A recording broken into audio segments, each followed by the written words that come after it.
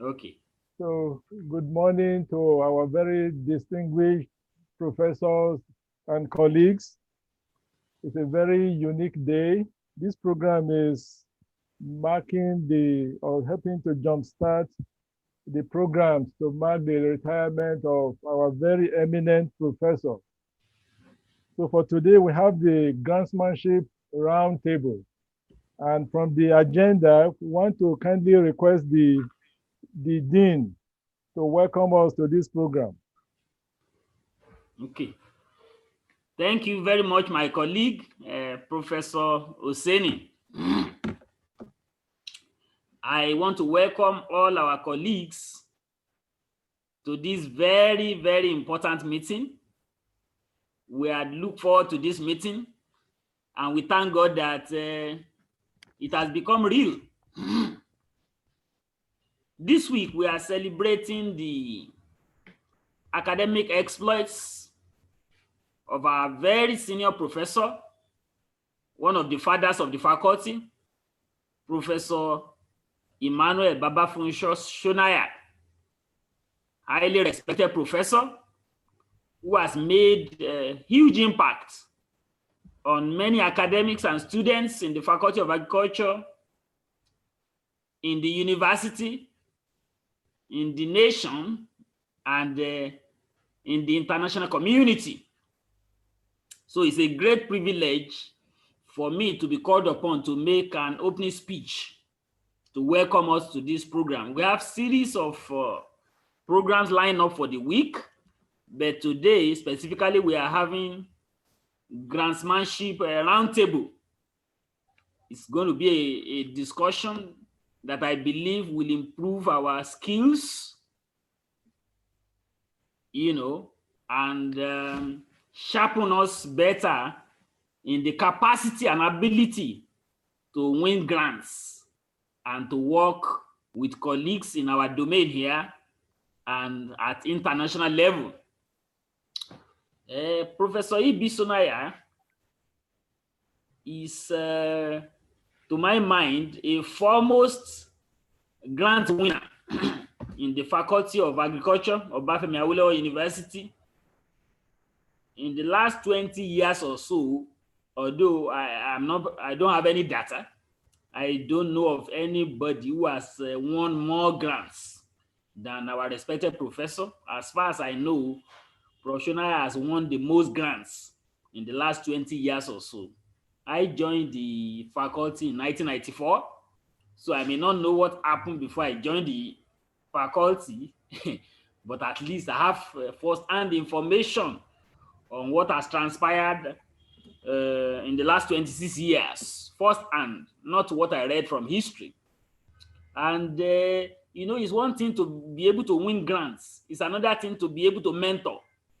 There are very brilliant people in academics and around the world who make great exploits in their field, but they cannot pass it on to others. But we just thank God that this our father, Professor Shonaya, has been able to impart multitude, many academics, and within the faculty and outside the faculty. And I want to tell you that I'm giving my own testimony that I have been one of the beneficiaries of Professor Shonaya's impact. Briefly, I will tell you that Prof. Shonaya is somebody that you can go to his office anytime, knock on his door, he will welcome you with a broad, welcoming smile. And he will put whatever he's doing aside and he will attend to you. I believe you are hearing me. Yes.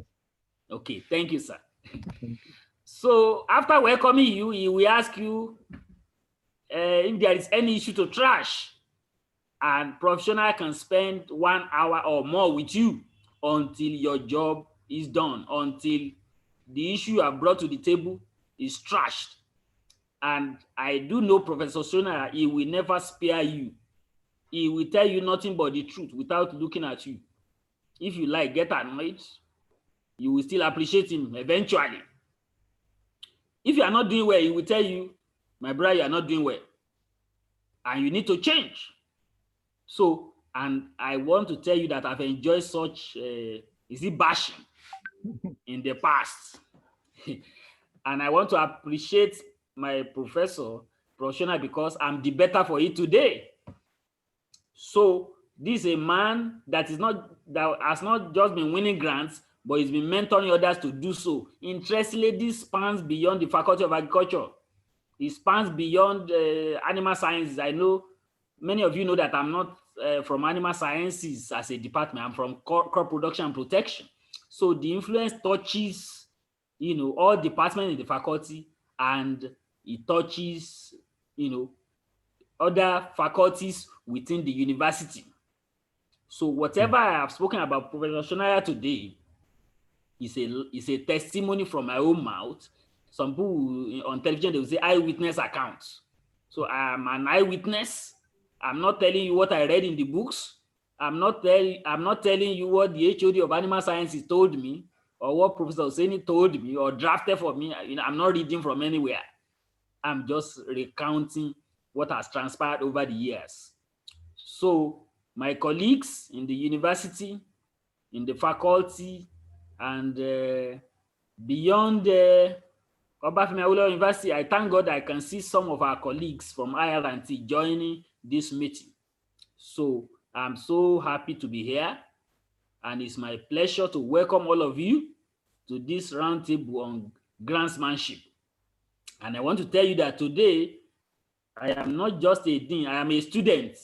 I want to learn how to win more grants because like some of our senior people have told us, when you become a professor, it's like you have just started.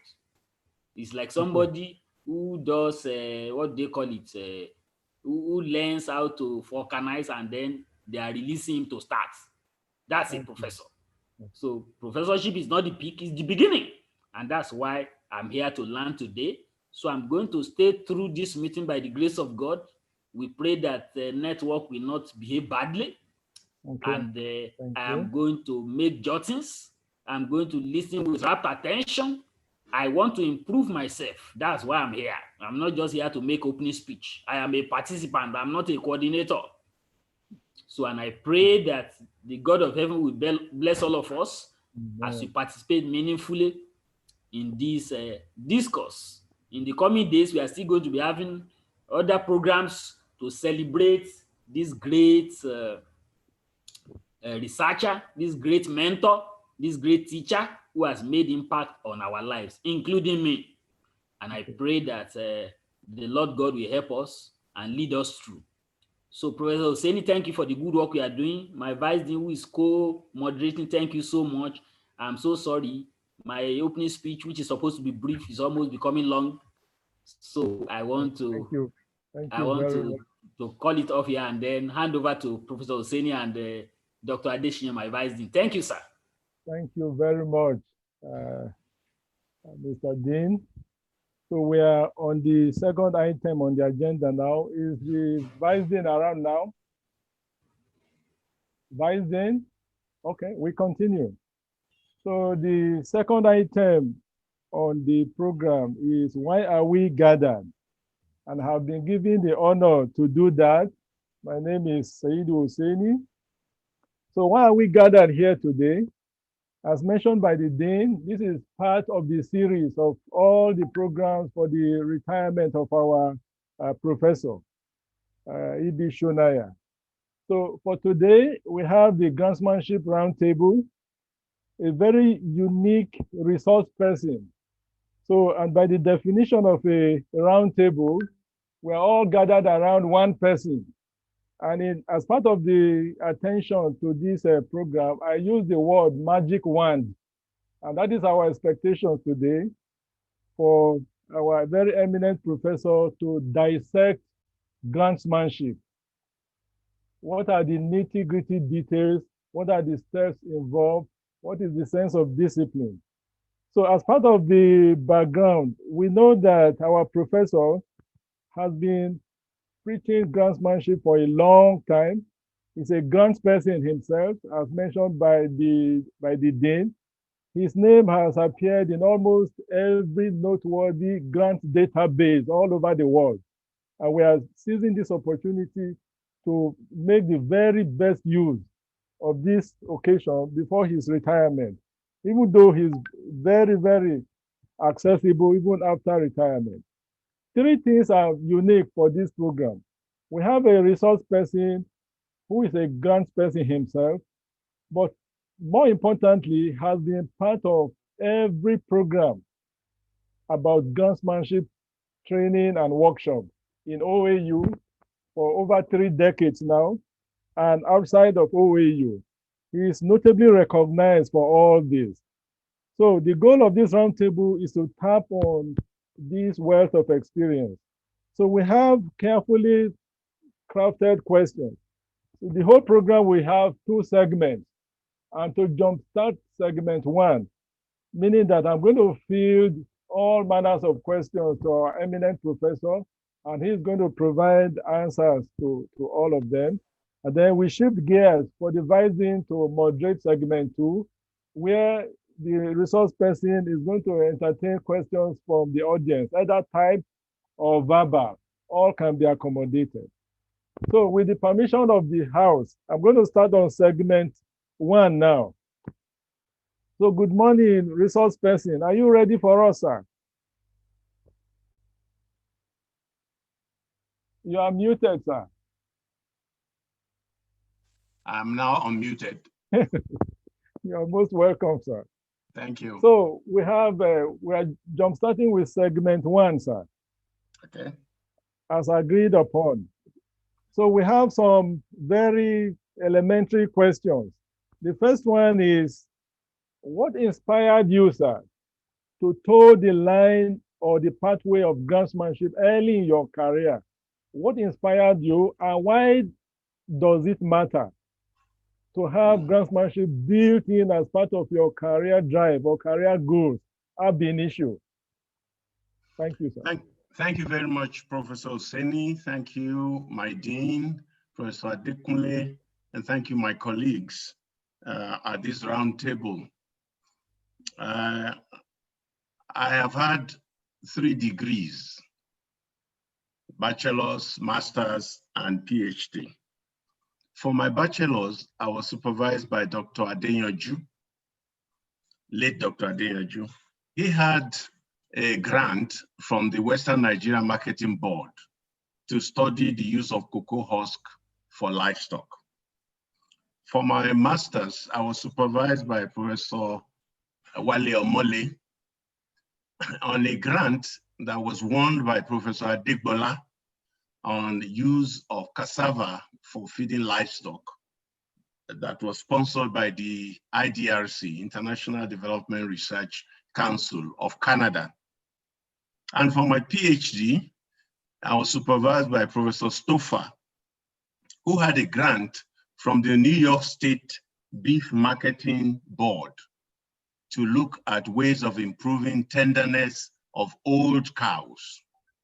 So from these 3 experiences, it will take a dumb person not to see that the grants are very useful to promote research. And since I was interested in doing research, I quickly learned that you needed to get grants to do that. Now, we can discuss why you need grants, and that will come up later. But one thing that my late mother taught me was that if you don't have money to experiment or to practicalize your ideas, it will be like you don't have ideas, because nobody can benefit from it. So as academics, as researchers, we have a lot of ideas, but we need resources to be able to bring these ideas to fruition.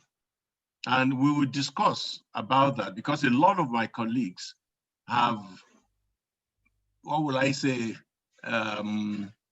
sacrificed even their salaries to support their research. And I appreciate them for that. But as ASU tells us, our salary cannot take us home. So definitely our salaries cannot be sufficient to help us to carry out research. So these are the fundamental thoughts, experiences, and ideas that showed me quite early, I think I was fortunate, quite early, that without grants, I would not be able to do the research that I thought I should do. Thank you very much for that, sir. Related to that question, sir, the next is, what are the critical grantsmanship skills?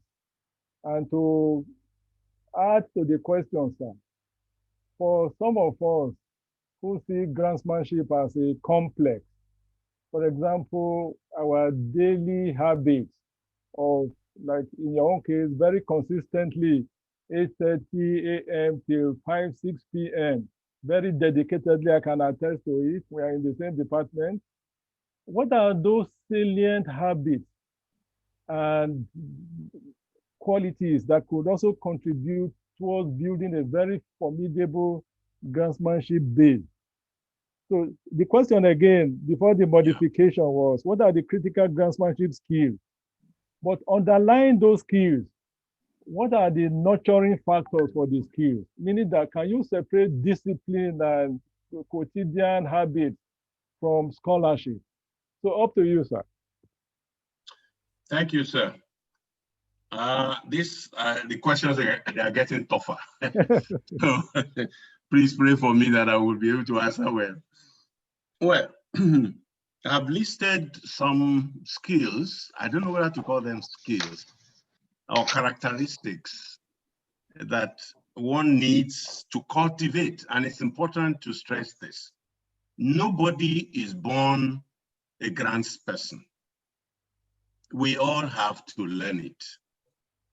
And if I can learn it, I think most of us in this roundtable can certainly learn it.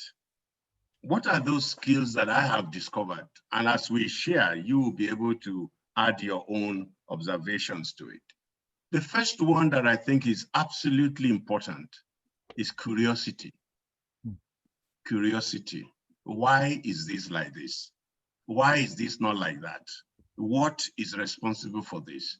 That to me is the basis of research. That anyone who is not curious really is not doing research, because research is to find out, to know how things work in the world that God has created. Why do seeds germinate? Why do animals reproduce? Why do they grow, which is closer to my area? And when they grow, what kind of products do you get? So this is a very, very important point. Of course, I'm talking only of my area. You can apply to your own area. I can see literary people, I can see biochemists, all kinds of people in the round table. So you can apply to your area. But basically, it's the same thing, curiosity.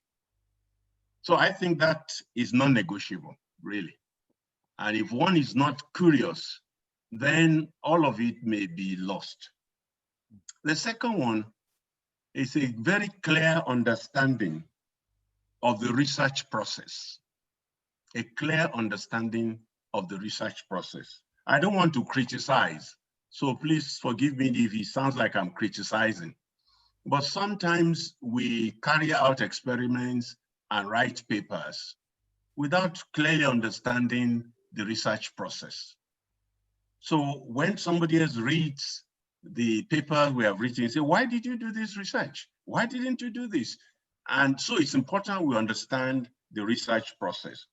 And if I can be so bold as to suggest, I think the research process starts with determining the topic. What are you researching? What are you studying? And why? Why do I want to go to the villages to look at people running after 2 or 3 chickens? Why? So it must be clear to me what I'm trying to achieve, the objective of my study, of my research. That's part of the research process, and it's a very important part of the process.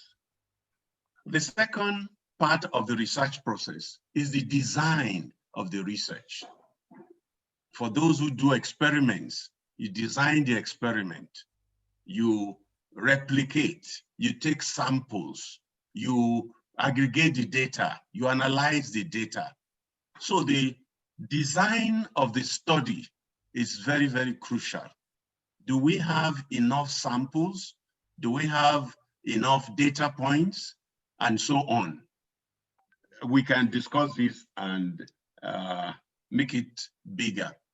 And then the final thing is to apply that which we have gathered, the data we have gathered, to apply that to the situation at hand, so that we are not just doing research to publish, but we are doing research to help a specific target group.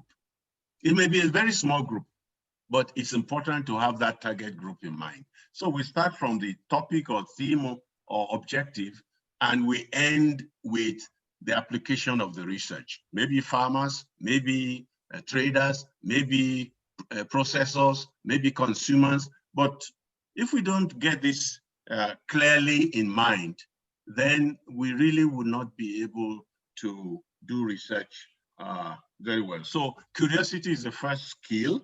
It may be funny that it's called a skill. The second one is a clear understanding of the research process. And then the third one, I will say, is a commitment to thoroughness, to do things thoroughly. Those who have held any discussion with me will know I'm always quoting my mother. She taught me that it is with your hands that you repair anything. And we can all think about it. Our mechanics repair our cars with their hands. Our tailors, they sew clothes for us with their hands.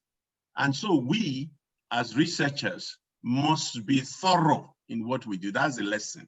It may not be, we may have to use the equipment, use robots and so on, but there must be a thoroughness to make sure that what we are doing is well done.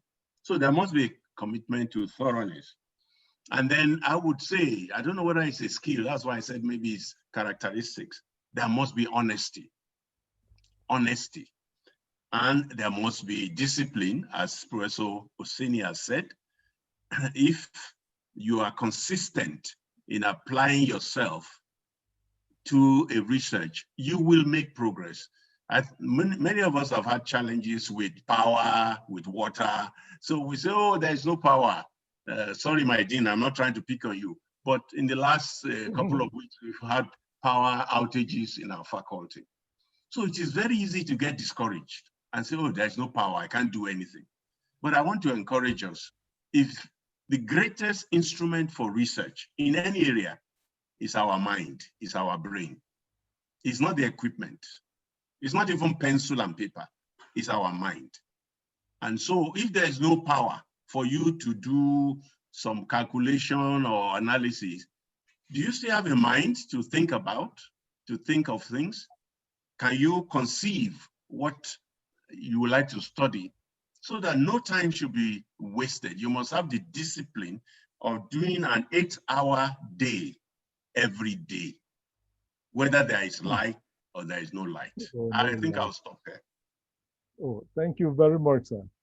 So the roundtable, I mean, the number of participants is increasing in leaps and bounds. Very quickly, we have some of our very notable names in the community. Professor Amole from EBN, Professor Farinze. The whole of the Central Office of Research is participating. I have the Executive Director, Professor F.A. Adesina, is in the audience. I have Professor K. Taiwo, Director, Linkages and Sponsored Research. We have Professor Durosini. We have the Taiwos, Professor and Professor Mrs. Taiwo, Lawal, Lajaoshoni, Osuji, Professor Tijani. We have our sister connecting from Kansas State University. It should be 3 a.m., but she made the sacrifice. Thank you all. The next series of questions, sir, is to go back. It's like an interaction with different clusters of academics.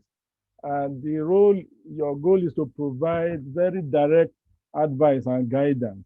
For example, what would you tell a graduate assistant and an assistant lecturer that what critical guidance can you provide to them? That first cluster. Then related to that, we're going to move higher. The next cluster will be L2 and L1.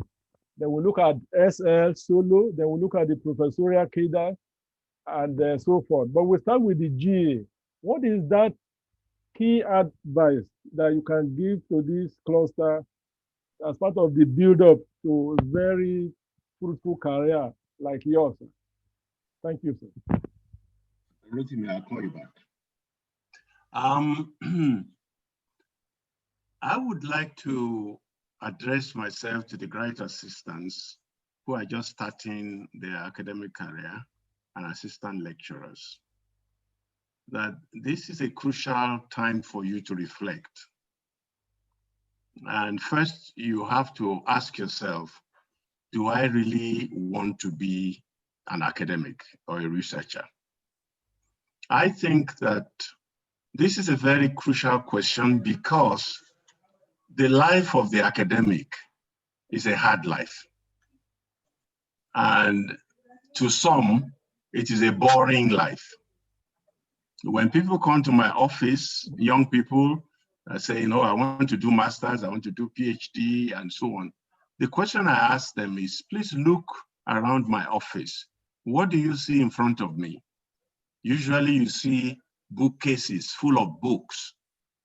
And I ask them, would you like to spend 8 hours every day sitting in front of a case of books? Is that not boring? And some of them are honest enough to say, oh, yes, it is. I don't want the academic life. And they would go and do something better. And they'll be good for it. So I think the first thing that the GAs and the assistant lecturers should ask is this the life that I want?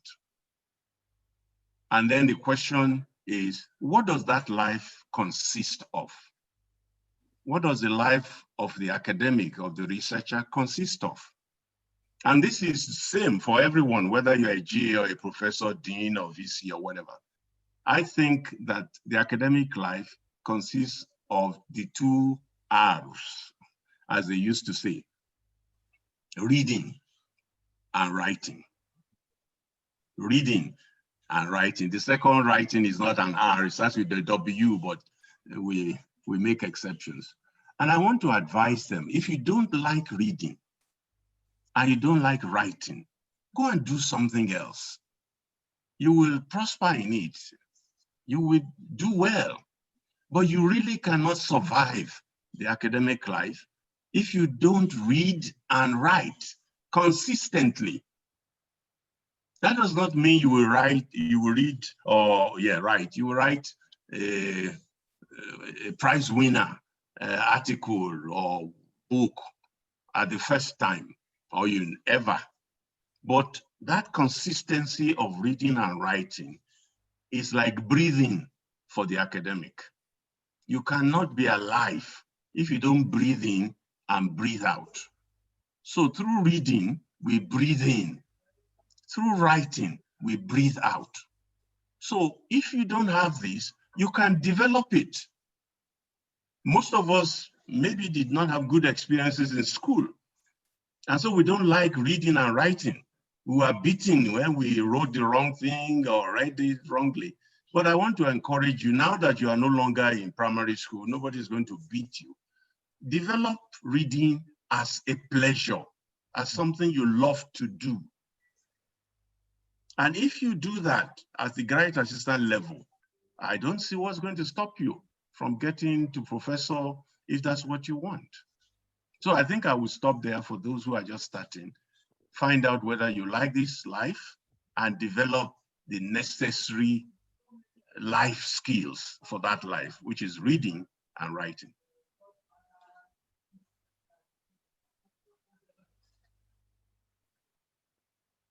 Thank you, sir. The next cluster, sir. Okay. For the lecturers 2 and lecturers 1, Well, maybe this is a point where I would give my opinion. I think that we have too many cadres in the university. I think we have too many promotions. If you start as a graduate assistant, you are not supposed to be promoted to assistant lecturer or to lecturer 2, but sometimes people are so promoted. So if you started with graduate assistant, as I did, and you want to get to professor, I think you have to get about 6 or 7 assessment, or what do we call it, annual, when we evaluate evaluation. That's too many evaluations. It can discourage you. So that's just my personal opinion. I think I would rather prefer that we reduce the number of times that people are evaluated. As we all know, graduate assistantship, assistant lectureship, they are what they call training positions. So really we shouldn't evaluate them except that they finish their thesis. That should be the only evaluation. But once you are now in lecturer 2, you are no longer a student. And unfortunately, in our universities in Nigeria, people are promoted to lecturer 2 who are still struggling either with masters or PhD. Really, that should not be, because it distracts you. It stops you from being able to now mature as a researcher. But let's assume that you have a PhD and you're a lecturer 2 or a lecturer 1. What do you need to do? I think that what you need to do at that stage is to try the various interest areas of research that you may have.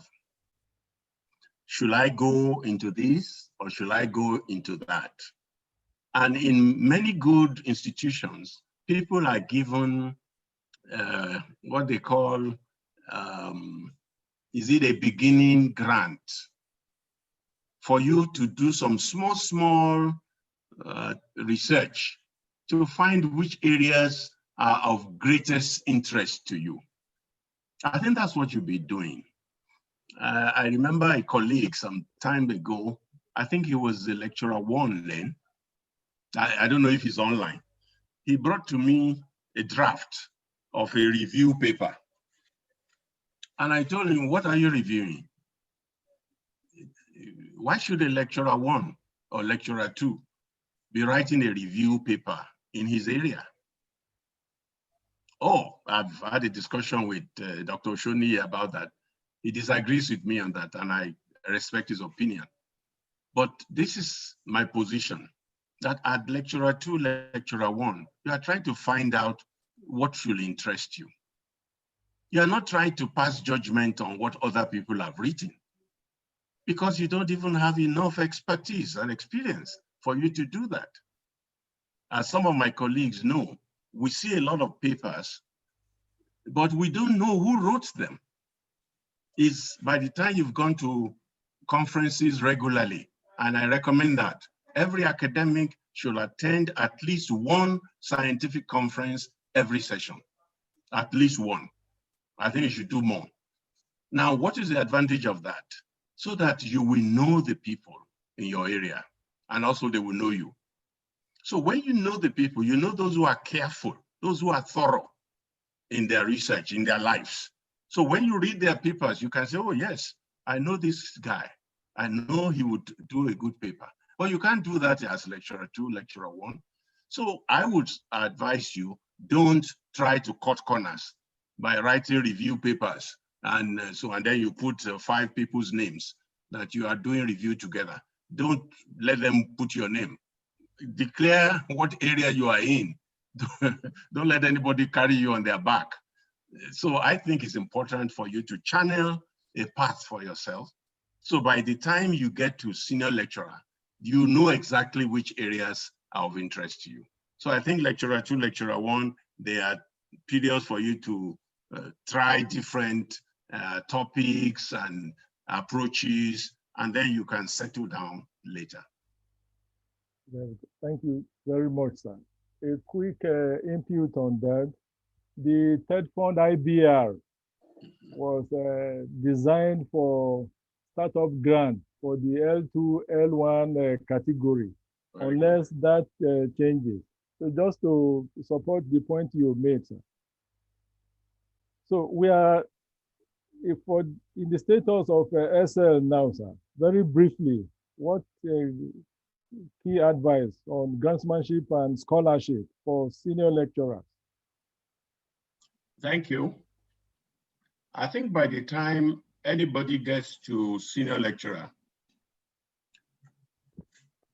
one should have a clear idea of the area that one would like to make a contribution into. And this is what they say during the review process, that, oh, he has no focus, she has no focus, and so on. That's really what they mean. By the time you're a senior lecturer, you should have a focus. You should know the areas you would like to make contributions into. It does not mean you can't make contribution into other areas or collaborate with other people, but you should have an area that you have carved out for yourself and that you would like people to evaluate you and judge you by.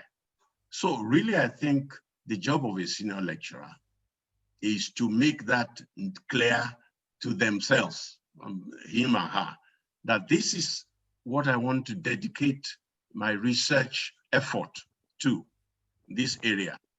And if you do that as a senior lecturer before you are catapulted, I think it will be very good for you. Okay. We are entering the professorial cadre now, and I want to draw your attention to an event sometime in 1997. I was just getting from graduate assistantship to assistant lecturership, and then you called me and gave me a call from the Volkswagen Stiftung. You remember, sir? No, I don't. There was a call from the Volkswagen Stiftung, a call for proposal, and that was the first ever international proposal I would be involved in. You called me, described the call to me and the tasks and the series of sections and all the activities that needed to be done to put a full proposal together.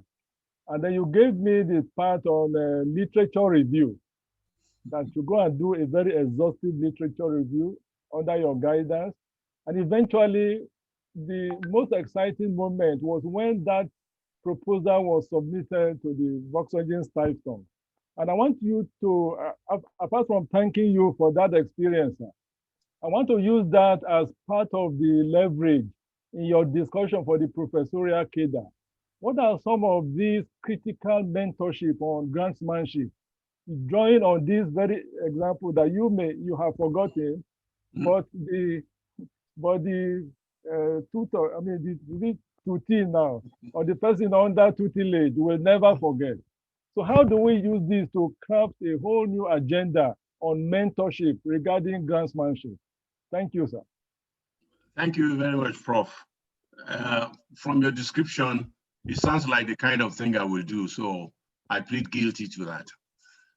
And it's also a good prelude to what should be the responsibilities of those in the professorial cadre. I think that interaction is really what professors should be doing.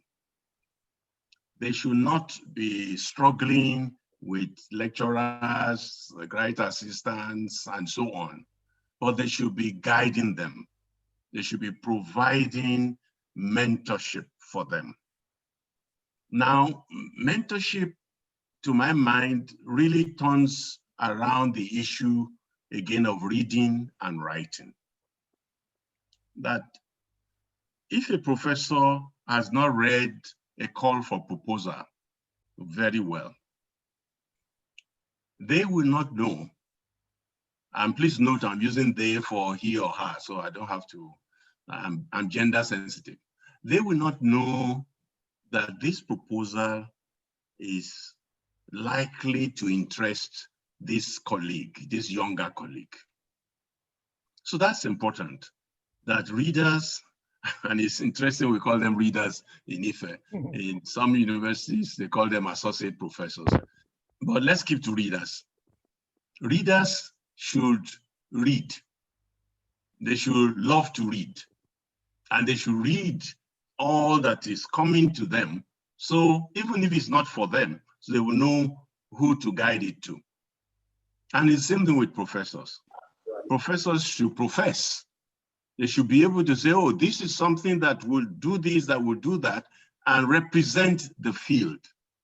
So I think this leadership requirement is not being thoroughly fulfilled because of various reasons, which we won't bother to go into. But I think what you described is really the ideal. That's what should happen.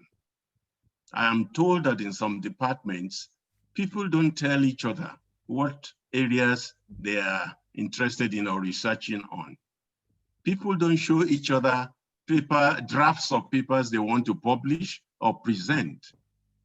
In most of our departments, if we are honest, the lecturers and readers, professors don't give seminars. It's only our students who do. Because we don't want other people, I'm told, I hope it's wrong, we don't want them to know what we are doing, what we are working on. That's not academics. That's Africa magic. Why should somebody not know what you're working on? Why should a professor not give a seminar and a graduate assistant will query the professor, Prof, I don't think you are doing that well. You didn't replicate. Can you explain this? Maybe African culture doesn't allow us to do that. They say, he's so rude. He has no respect. Please, let's know that in academics, there are no chiefs and there are no, what do you call them, followers. We are all colleagues. Hi, Chief. Hi, Chief.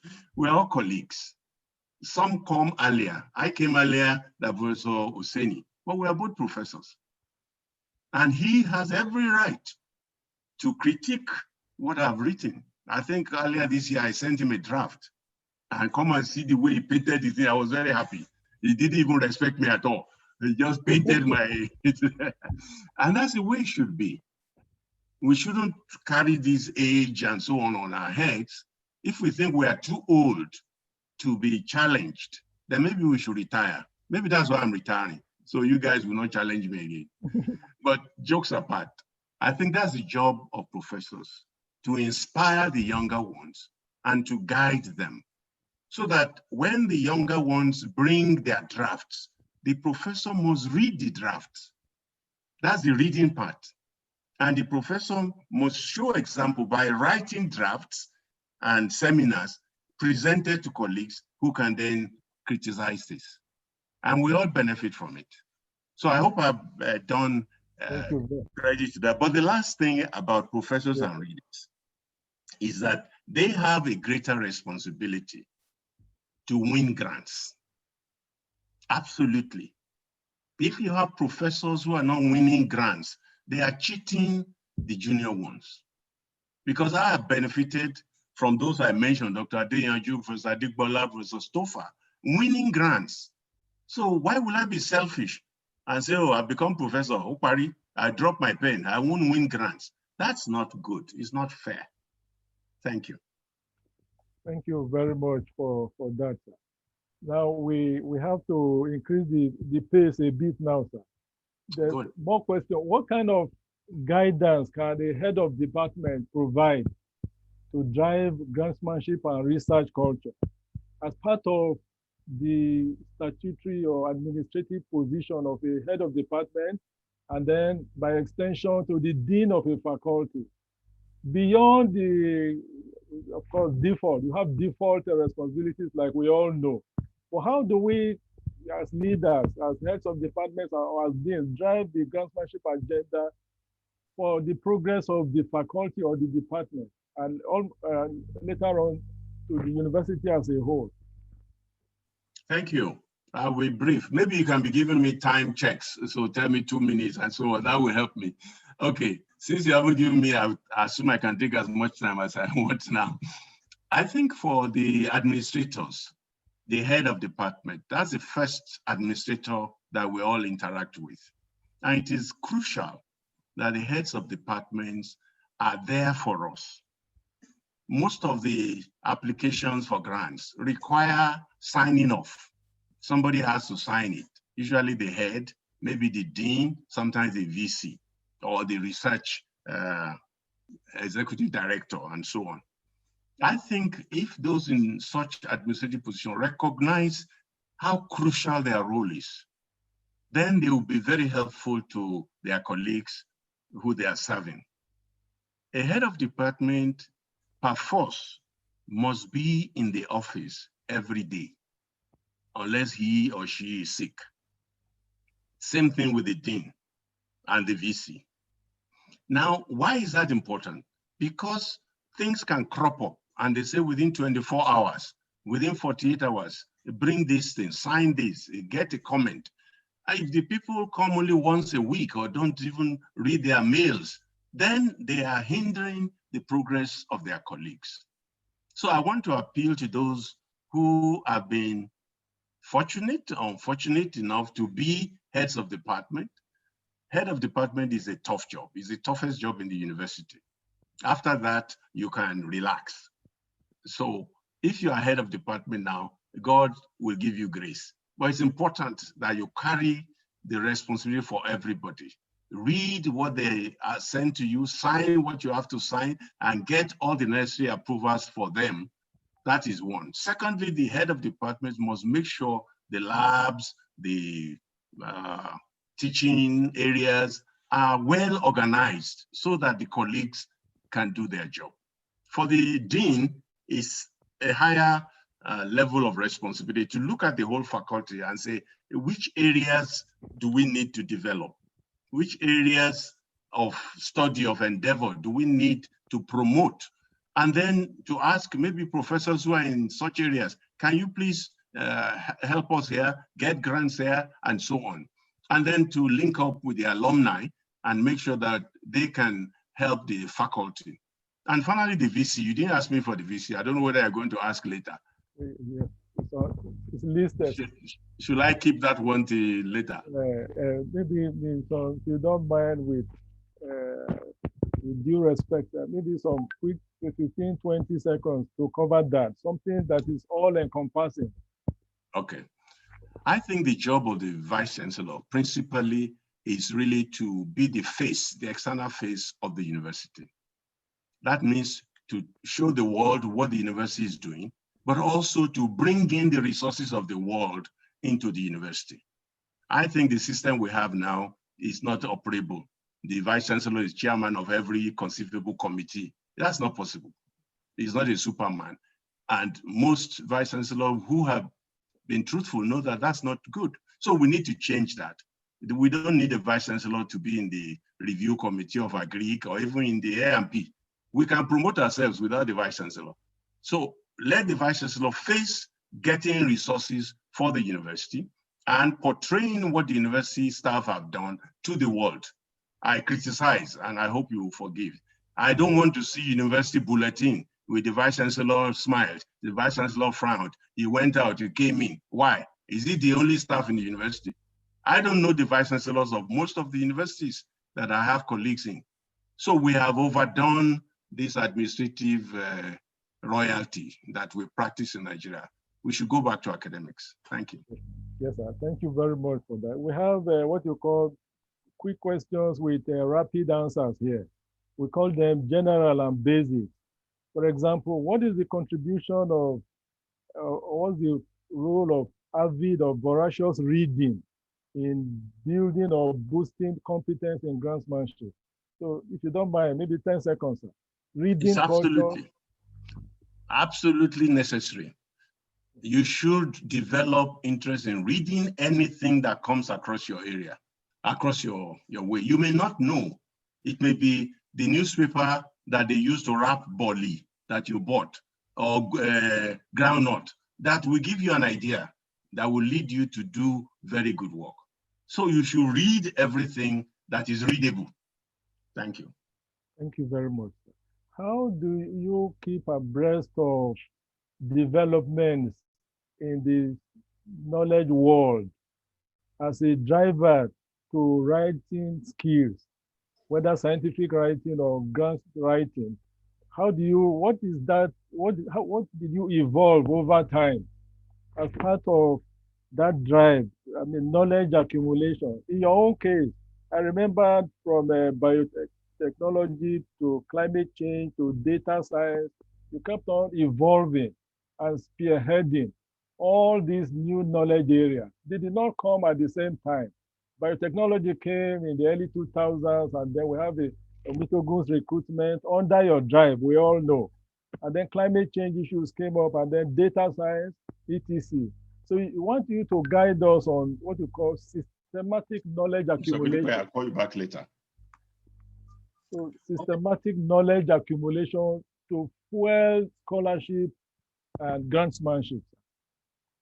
Thank you very much. I think it fits in with what we were saying. If you have developed a culture, a personal culture of reading and writing, you will read that there are new developments in different areas. I came to know that biotechnology was vital to agriculture. And as I read, I saw that we could get in on that. And to do that, we needed somebody with experience in biotechnology to help the faculty as a whole. And that was how Professor Mitogun was recruited. And those of us in the faculty, we can testify that her coming has really changed the game in our faculty. So I think it's important that one keeps up with what is going on. From the news, right now, climate change is trending.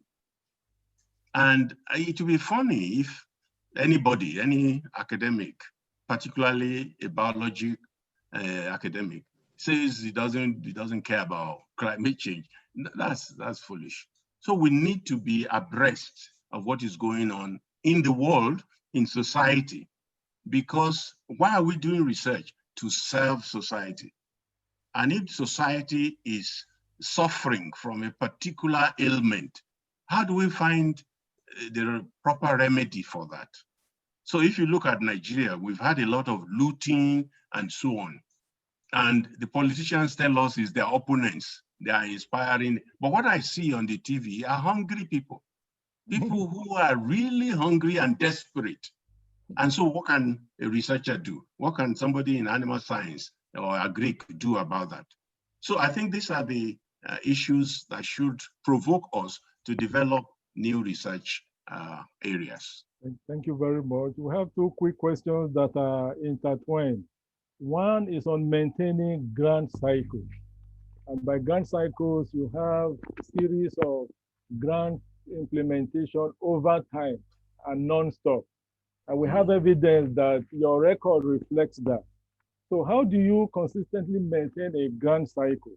And related to that, what set of ethics and ethical considerations will guide to ensure continuous grant cycle?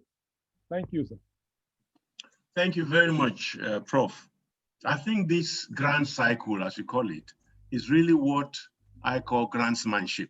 But I don't like that because it says man, and it will give the impression women are not there. So I'm trying to change it to grantspersonship. I don't know whether that will fly.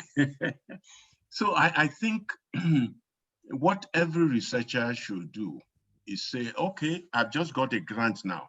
Thank God. Go to church, go to the mosque, and have a Thanksgiving. But that's just the beginning. How long is that grant? Maybe 2 years, maybe 3 years, maybe 5 years. So immediately you have got one grant, you should be looking forward to another.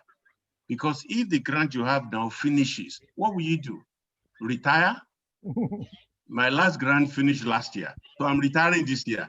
So I don't need to get any more grants. But if you are not ready to retire, you should always be looking for more grants.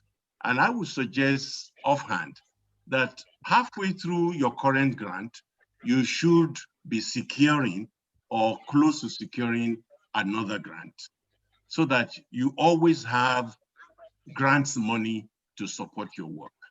And what are the ethics? The ethics one of those we listed about the skills is honesty. You cannot be dishonest about the funds of a research grant and hope that you will become a grants person. Don't be deceived. Everybody, there's no secret in this world. If you misuse a grant, nearly all the grantees are in touch with one another and they will blacklist you. There is something that happened. Somebody went to a place for a research study visit and did so badly that the people who wrote from where he came from that please don't send anybody to us again. So what you do, the way you handle the research money, the personnel, and so on, is going to reflect on whether you are able to get another one. And the most important thing, if you don't write reports, you are given a grant, you have to write a report. Every time you're always begging, oh, sorry, there's no light, there's no water. Nobody is going to listen to that. They will say, oh, he's a good scientist, but he's not reliable. And that will be the end of your research career. So be honest, be hardworking, finish the research protocols you have proposed within the time limit you proposed. And if you just take this to honesty and hard work, I think you are home dry.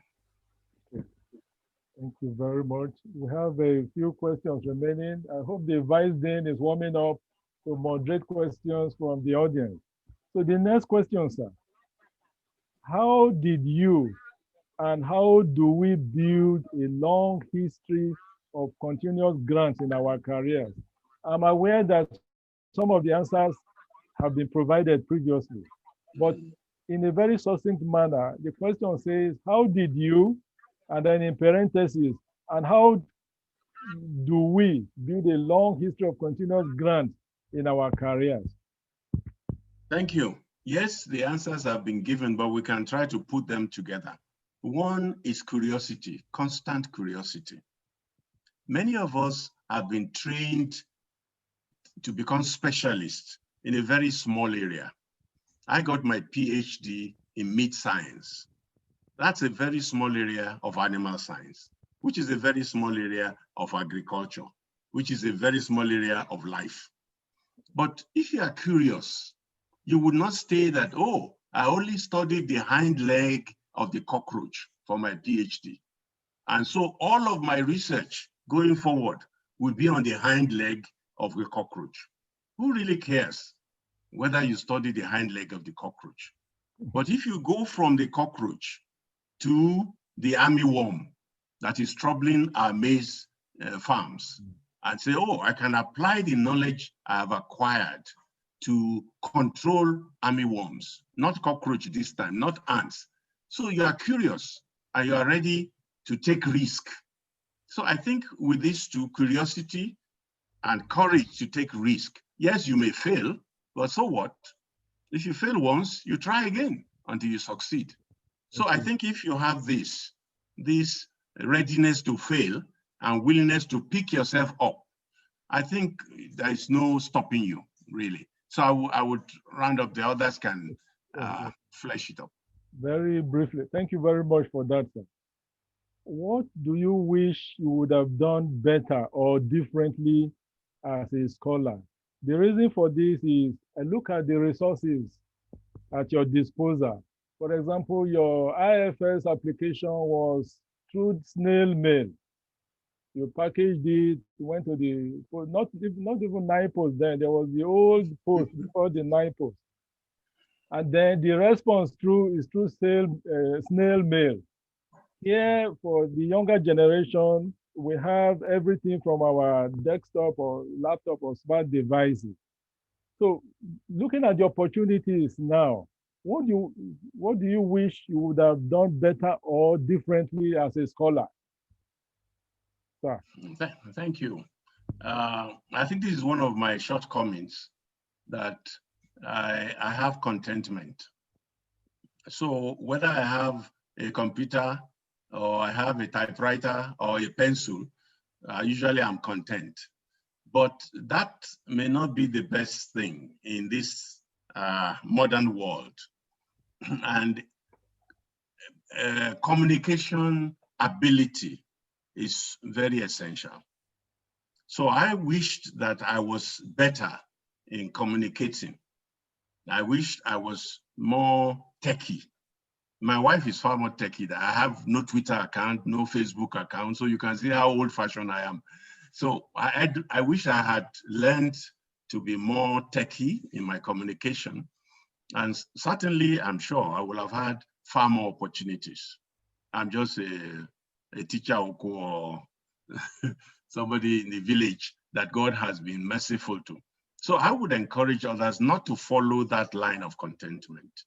If there are technologies, resources available, seize them, use them, learn to use them, and that you can help to improve your delivery and your productivity. So that is what I wished I had done, and I wish for others not to follow my mistake. Thank you very much. We have to hear a few quick words from Professor Francis Adesina, the Executive Director of the Central Office of Research. Prof, sir. Hello, sir. EDCOR. Okay. Okay. Professor Taiwo. Professor Kehinde Taiwo, please. Good morning, sir. Good morning, ma'am. Can you hear me? Yes, we can hear you, ma'am. Good morning. I would like to thank Professor Shonaya for sharing the insights with us. I particularly enjoyed the role of professors. What professors should be doing here. You said about people not sharing their ideas.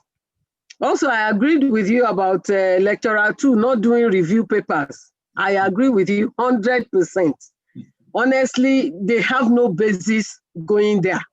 And by the time you have done enough work, you want to do a review, you will see one scanty review with the same topic, making it more difficult for you to now bring an in-depth. I think even some of our PG students have already 15 review papers without a job. While doing PhD, they already have 15 review papers, yet they are yet to secure a job. So it is not a good practice. It's just a game of numbers, and I think we should run away from it. And also, like you said, I will encourage professors to share more information. As Yoruba say, the sky is big enough for everybody to fly. Absolutely. Honestly, I'm on a program with Professor Hosseini, and they're asking for the strength of our institution. And it's interesting, everybody is saying that information dissemination is one of our strengths there on all users. We all share information. And again, you ask who is the brain behind that. Let everybody share information. If A does not get it, B can get it. And tomorrow C can get it. So this African mentality of hiding information is not good. The current NRF call going on in Abuja, I applied. I didn't get it. My proposal was not asked for full proposal. Yet here I am critiquing proposals for other people. Should I now say because my proposal was not invited for a full proposal, that is the end of the world? You win some, you lose some. So we need to open up. And also, like you said, Professor Hosseini read taped your paper. I think that was beautiful. We also need an open mind, to let others see our shortcomings. One eye cannot see every corner. If we do that, the quality of materials that are going out of the institution will be higher, and we will gather greater respect. In many industrialized nations, proposals go through the Office of Research for a review before it goes out, even if not for technical content, for editorial issues, budget, policies, ethical issues. But we are just coming up along this line. And we are hoping that our administration will support the Office of Research in providing these services. It is a very crucial one. If somebody is applying for a grant and the English is bad, honestly, for me, I don't know, whatever science it is, it's a major negative thing that would not favor that proposal. So let me stop there so that others can comment. Thank you, Prof, and congrats again. Thank you. Thank you. Thank you very much. Is Professor Adeshina back? Okay, just to quickly recognize our elders. Everybody is duly recognized. We have Professor Nwangu connecting from Ahmadu Bello University, Zaria. We have Professor Akinola Hassan from Usmanu Danfodio University, Sokoto.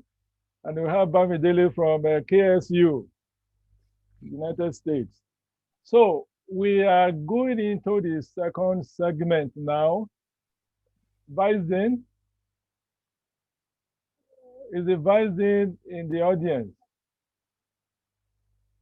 So we have an opportunity now. Hello? We have an opportunity. I think he has problem with the connection. I called him on phone. He has problem with connection in his area. No problem. He had network problem. No problem. So we are into questions from the gallery now. It could be verbal or by writing on the sidebar. So we have opportunities to accommodate some quick questions. Well, Professor Adesanwa in the house, Professor Farinde in the house, Professor Abole in the house.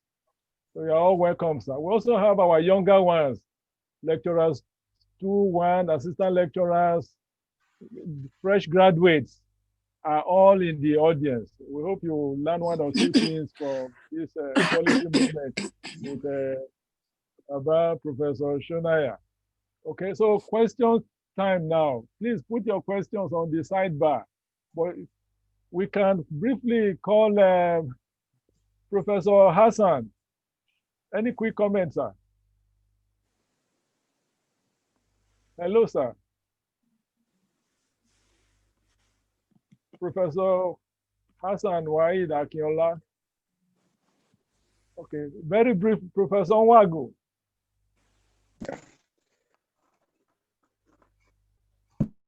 Thank you. Okay. Good morning, sir, and I want to appreciate Professor Shonaya. Professor Shonaya, I've made contact with him severally. I recognize him as an Iroko of academics. But his humility, again, is very humbling. The way he answers questions, the way he takes your problem, you really be humbled when you're dealing with him. You know, it doesn't mean you don't disagree, you will not disagree with him. You disagree with him in certain things. He knows, he's laughing. He knows that we disagree sometimes. But then the humility with which he addresses those issues will disarm you completely. You wouldn't even know what to say. So I look at him as a very resourceful and amiable personality. And I hope, sir, you will continue in that. Well, you're already trying to retire, but I know you're not going to be tired. The way I know you, you're not getting tired anywhere soon. So, sir, I listened to your answers to certain questions and your contribution, and I felt that you just hit the nail by the head. For example, the role of HODs in leading departments is really very important, like you said. But the problem here is that most times the administrators of universities or institutes begin to introduce very parochial politics into appointments of heads of departments and let me say program leaders. Now, how would you address this issue? A head of department is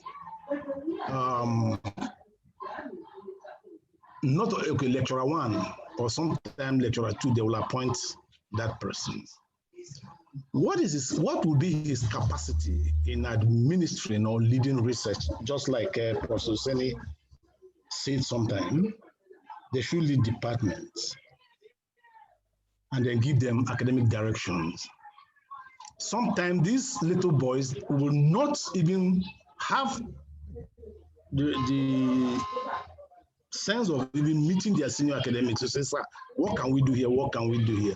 But because they are heads of departments, they'll just do whatever they like. Sometimes there are certain decisions they take and you just hear about it. You see, is a very big problem in most universities. Not in my own university particularly. We respond to that now. Yeah, okay. Let me just, secondly, Prof said, we should try to lead by vetting the junior academics write-ups. Sometimes they don't show you these write-ups, and it's a problem. They want to hide it away from you.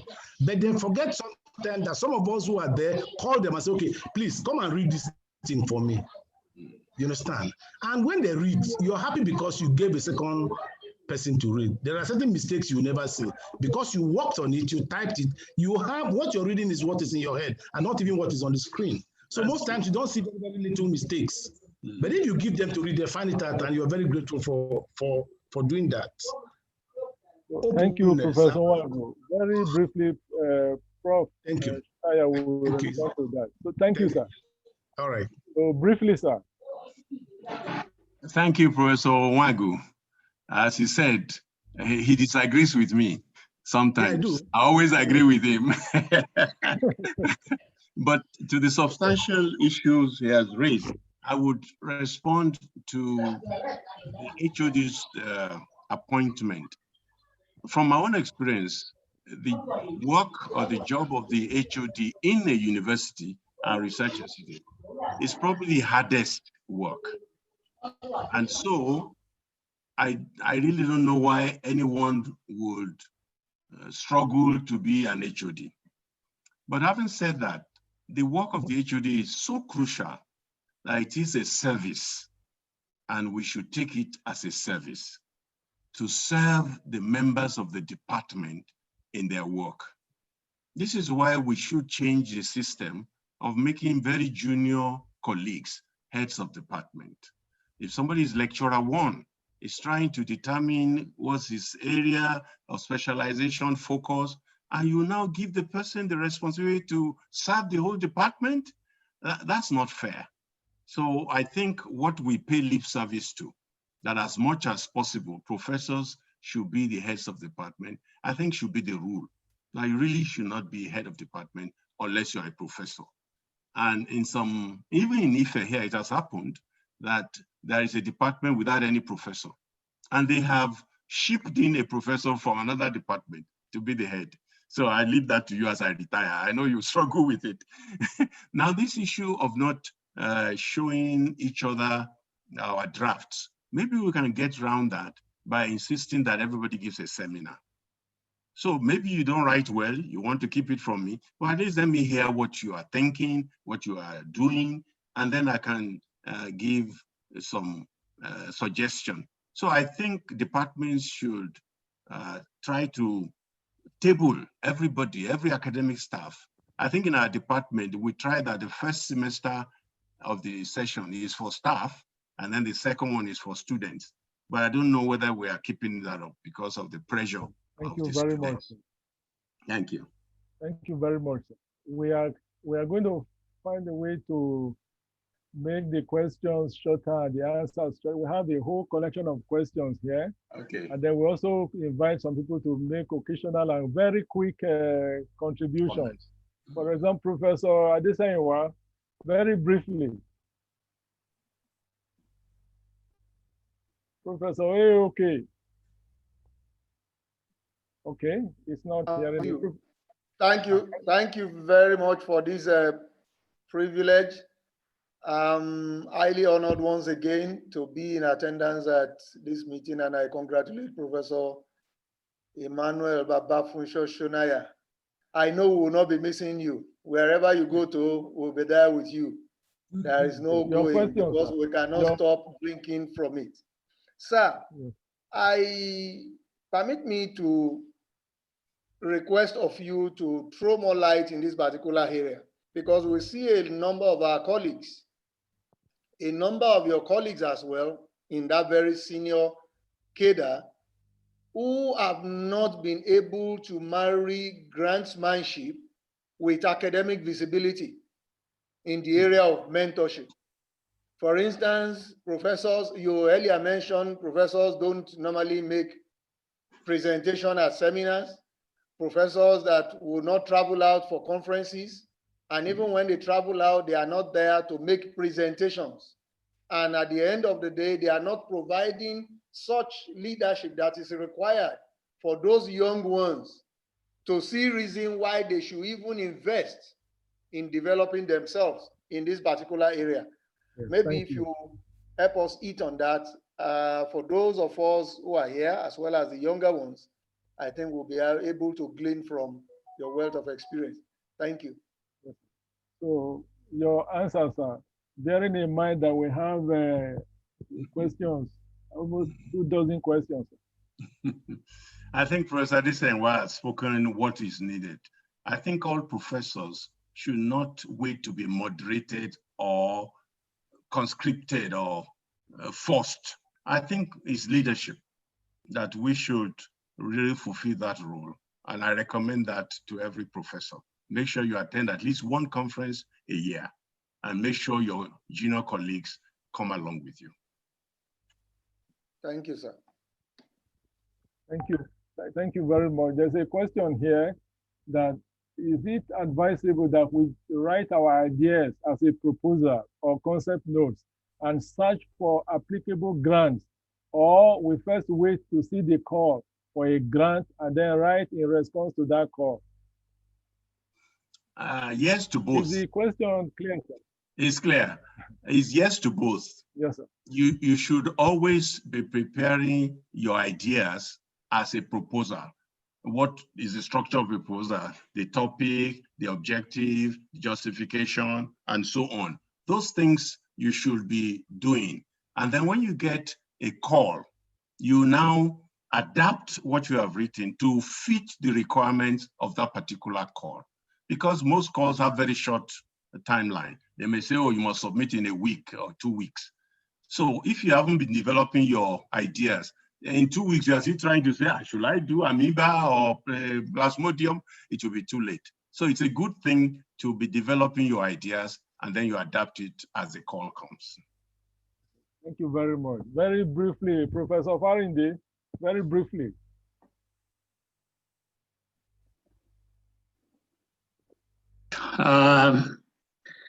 Again, I want to join people to congratulate my teacher and our elders in the faculty. Congratulations, sir. I just want to ask this question. With the state of our agriculture in the faculty, what is your advice in coming up with, because with the experience you have shared, and then our contribution to development? I'm online in a meeting, so you can join us. I'll call you later. What is your advice on how to come to the research agenda? Because I feel, though all the researches we have been doing, they are for development. But then the faculty must be focused. That, in my own observation and conviction, can generate funds for development of facilities. And then we'll promote interdisciplinary research that will again assist us in teaching and then fulfill our mandate to our students and community development. How do we go about this? Thank you very much. Professor. I don't know how to answer, because yes, the faculty should pull together in a certain direction. But then, research, we need academic freedom. So we can't insist that everybody must do agricultural biotechnology, for example. But we can agree that biotechnology is one of the priority tools that the faculty will use. And the way to encourage people to key in, as we say in Nigeria, is by making resources available. So if the dean can get scholarships or fellowships or grants endowed by funding agencies, that will bring everybody in line. Take electronic library. When the faculty was able to get an electronic library, many more of our colleagues were now able to do electronic searches online and so on. So I think that's the kind of general, what should I call it, guidance that we should give, not to say that everybody in animal science must work on chicken or must work on guinea fowl or so on. That would be too limiting. So I think we want to encourage as much academic freedom as possible. Thank you very much. There's a quick question, sir. That is, the questioner says, seeing how rapidly the future of work changes, especially as we get into new technological revolution, what ways would you advise academics to evolve or gain an adaptation advantage so that we don't get obsolete? That's a very interesting question. And my answer is, make sure you have a modem, make sure you have data, make sure you have sufficient bandwidth to take part in webinars and online seminars, and so that you can teach online or even attend conferences online, and you can even do research remotely. That is the way work is going. That, look at what we are doing now. We are on a roundtable with about 70 people. We don't need to wait for everybody to come to a Greek committee room and we say, have we formed a quorum? And we read the minutes of last meeting. So we need to adapt and make sure that we use technology to our advantage. Thank you very much for that. Another quick question here is, what is your roadmap for the future, since you are still very strong in research? You mean my personal roadmap? Well, what I plan to do after Friday, when I retire, is to start writing on ethics and philosophy. Ethics and philosophy. I've been threatening that I will not do anything in Greek or animal science after that, but I'm seeing that that may not be possible. So I will relent on that. But my priority would be to write on ethics and philosophy. Very good. Thank you. Collaboration with a foreign university staff. How important is this in winning foreign grants? Well, it can be important, but please don't get hung up on that, because the collaboration should be with people you trust will do the work. I usually don't like collaboration that is forced, where somebody says, get people from Tanzania, get somebody from North, from South, from East. Supposing they are not curious, they are not researchers. What would be the point of that? So the collaboration should come from people you know, maybe you wrote the proposal together and all that. So we shouldn't overplay the collaboration with foreign bodies and so on. What is important in research is your idea. Is your idea researchable? Is it useful? People will fund you, whether you are collaborating or not. Very good. Thank you, sir. A quick question says, since we are domiciled in one institution or the other, kindly emphasize on the role of the management of such institution. Maybe part of the question. So since we are domiciled in one institution or the other, kindly emphasize on the role of the management of such institutions. Well, that's a big area. Let's take the area of funds. Usually you're in an institution, and so the grant you get is for you, but it's going to be sent to your institution. And if the bursary of your institution is not research-minded, they can delay you. I think most of us in our institutions have had delays. They will send funds. It takes months before we get the fund. And by that time, we have lost research time and so on. So it's important that those in charge of research, like Professor Hosseini, Professor Adeshina, Professor Taiwo, that they bring along the administrators, the registry, the bursary, so that we're on the same page. That research is not just for me to get promoted, it's for the good of my institution and of my society, of my nation. I think when we agree on that, then they will see that supporting you to make sure you get your money on time, or even giving you a loan while the money is being cleared so that your work can go on, is not because they like you, it's because that is what is good for the institution. Thank you, sir. Related to that, sir, is a question from our sister. That her concern is, why have we not made much impact with research grants in national development as compared to other nations, even in Africa? Well, that takes us outside the research institutes and universities to the ministry and the government. I think we all now are clear that we don't have good governance, that those in charge of governing us in Nigeria, and not just the politicians, the civil servants also, that they have not done well. Some of us are civil servants, some of us in this roundtable. And it has come up that people now think that you're only a good civil servant if you can get a project that all the money is under your control. And so they don't see why they should listen to a bald-headed professor from a village university who has been pursuing chickens in the villages. What does he know? He doesn't know anything. So we need to re-educate those who are in charge of policy and implementation of government policy. There's a big gap between research results available and the development.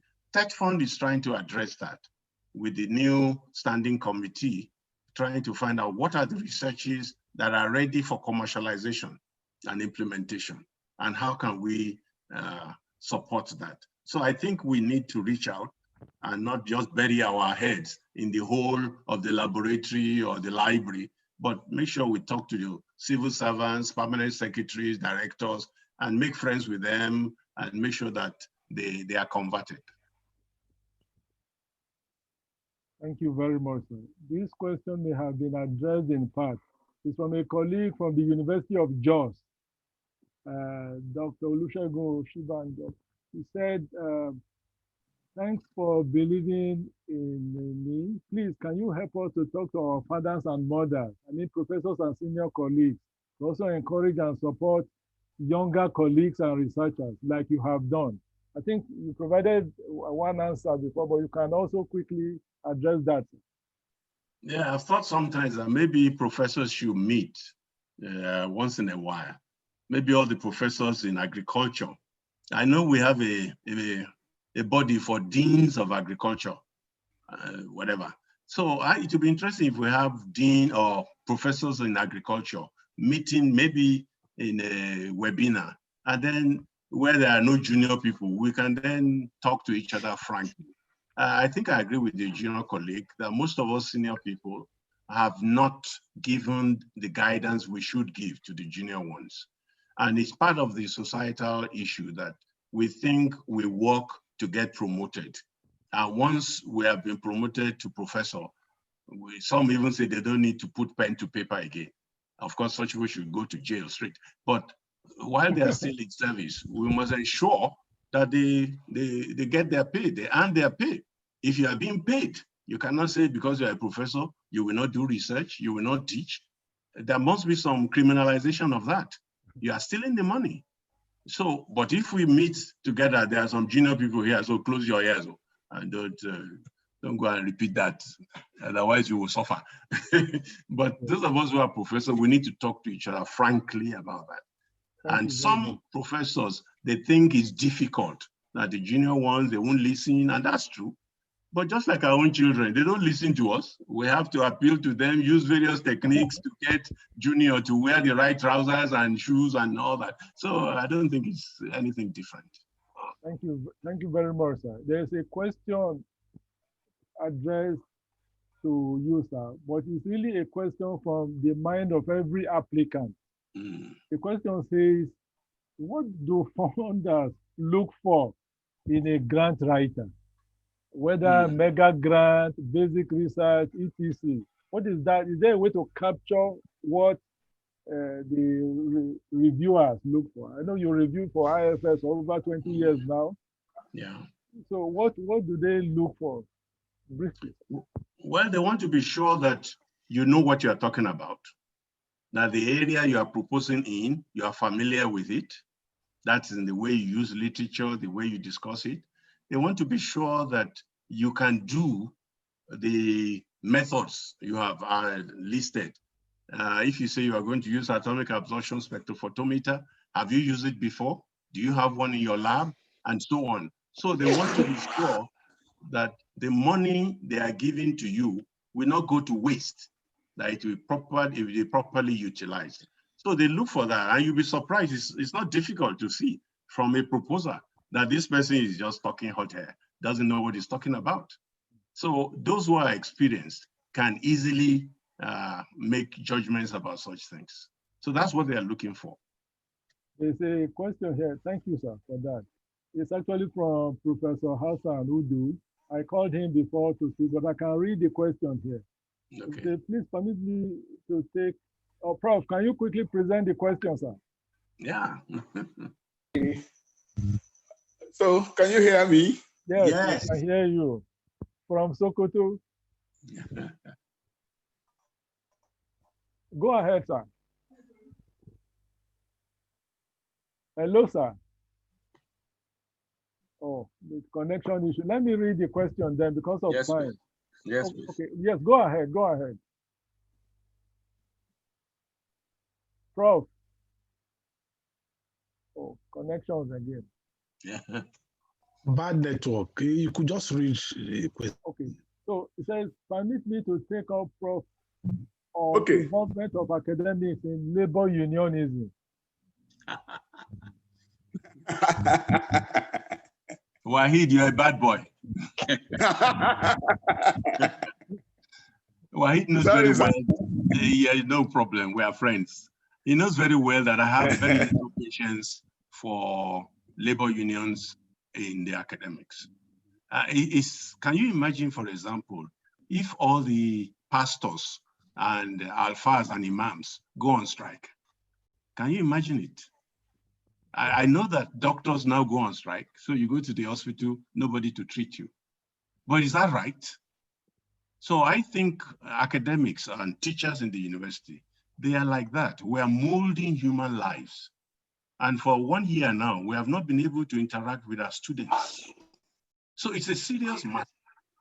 So if we take that seriously, oh yes, we are not well paid, no facilities and all that. I understand that. But I can't imagine my pastor deciding to go on strike. And so I go to church on Sunday and they say the pastor is not there, he's on strike, he can't preach to you. Or you go to the mosque, Seidu, and they say the Malam or Alpha is on strike. He cannot read the Quran to you, he can't teach you. So I think we have a responsibility, which is really to God. And just yesterday we were joking, some people said, they say teachers' reward is in heaven. But really, our rewards are no longer in heaven. They are here. When you teach students well, when they thank you, you feel good.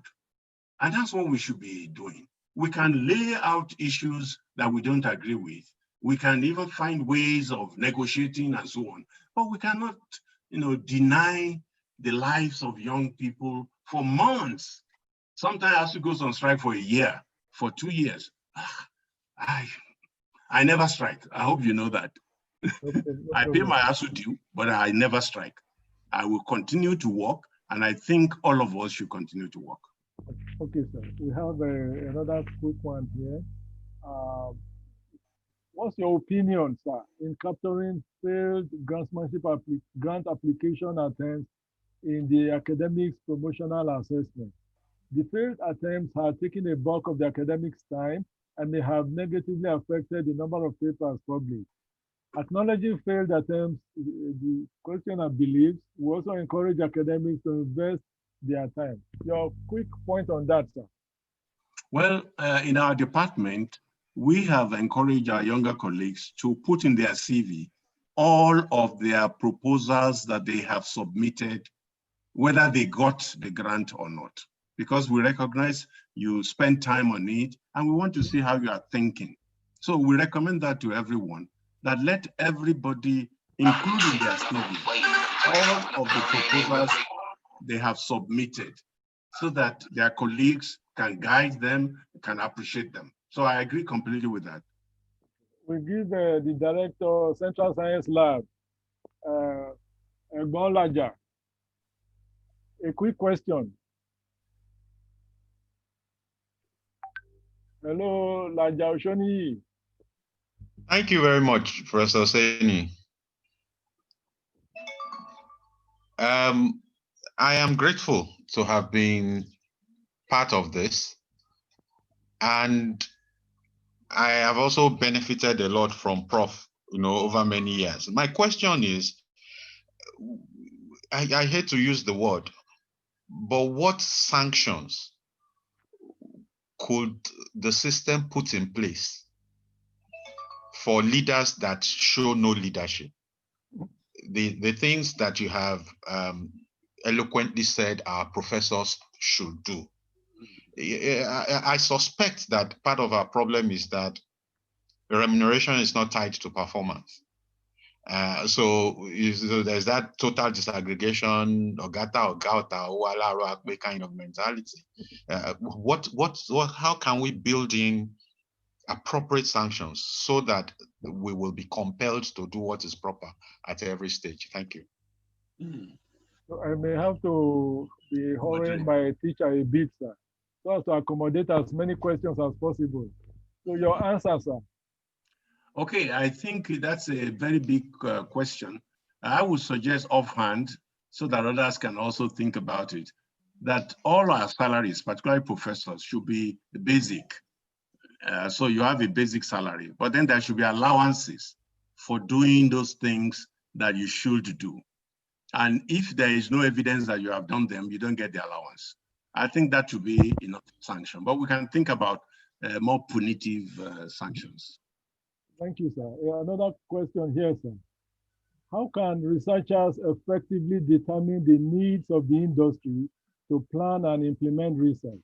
How can researchers effectively know the needs and determine the needs of the industry? This is so crucial, sir. I know for World Bank and the EU, the industry engagement is a key part of the criteria.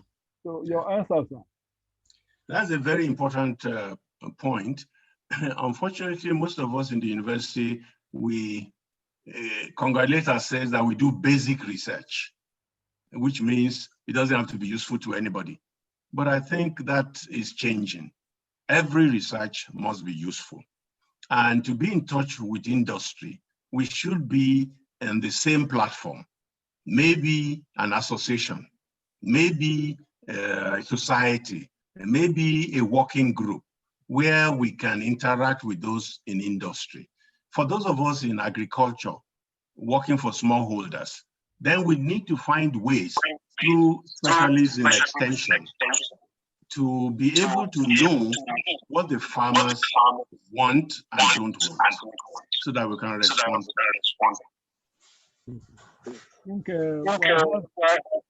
I have a question from me now.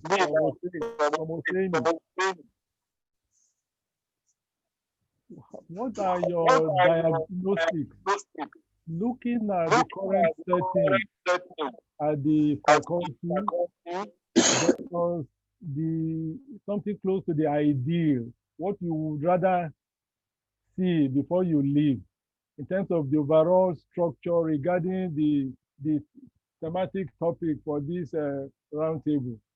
We have the situation on the ground. What are your diagnostics towards the ideal? This is a very difficult question that really should be sent to the director of the Central Office of Research or to the director of the University Research Office. But since you have asked me, I would like to see that each one of us takes responsibility of responding to specific problems. So I shouldn't write a paper or do a study just because I can do it. There isn't enough resources for that. So what am I aiming at? I think if we all agree to that and we encourage one another, we don't need somebody to breathe down our shoulders to say, do this, do that. You should ask, who is going to use this research? And how can I make it available to such, accessible to them? So this is what I would attempt, but you are better at this, so you can instruct me. We want to learn. We quickly call on Mrs. Bamidele to share her question, please. Hello. Hello. Yes. Good morning. Morning, ma. Thank you, Prof, for sharing facts about grant writing. I've written some questions which have been answered. Then I have 2 more questions unanswered here. One of the questions says, how do you improve your skill as a grant writer? Those you have addressed some of this, that we have to be curious, we have to curiosity them, writing and reading. What other skills do we need to acquire as to write a good grant? Then the second question, what is a good grant writing success rate? Because one is bound to be discouraged, especially when you have put in a number of, when you have put in your best and your best isn't good enough, that your grant is rejected. So one could be discouraged. So I want to know the success rate so that one will be prepared. Thank you. Very good.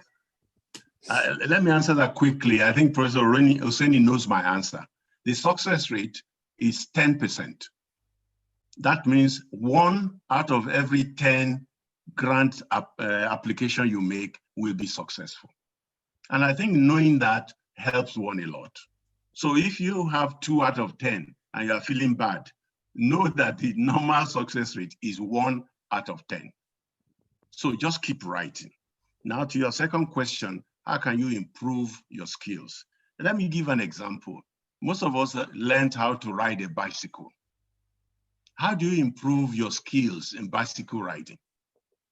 By riding every day. Those who compete on motorcycle or motor racing, they improve by doing it every day. And it's the same. You don't need additional skills. Reading, curiosity, hard work. That's all. Just continue with that. So if a proposal is rejected, don't go and start crying. Well, cry for a little and then wipe your eyes and then repair it. But just keep writing, keep being curious. Then you become a guru in no time. Thank you, sir. Much. Thank you very much. Professor Taiwo. Professor Rotimi Taiwo, please. Hello, Professor Taiwo. Is he still online? Okay. Professor Amole. Professor Mrs. Hello. Any other question? Or is it the network this time? Oh. There's a question here. Can you hear me, please? I can. Okay. There's a question. As a fresh graduate who is considering a future in academics as well as agripreneurship, how can these 2 fields be combined effectively? Which 2 fields? Agripreneurship and academic. And academic. Yes, he's a fresh graduate from ANS.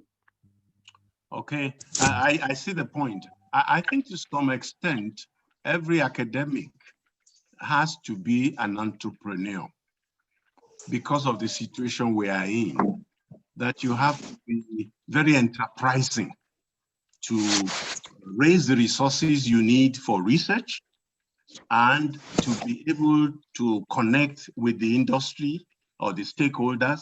You need enterprising attitude. To lock yourself up in your office or lab and say, I don't care what they're doing, it is the wrong way. So you need to get out there, talk to people, talk to those in the marketing areas, processing area, trading policy, so that you can now design research that is appropriate.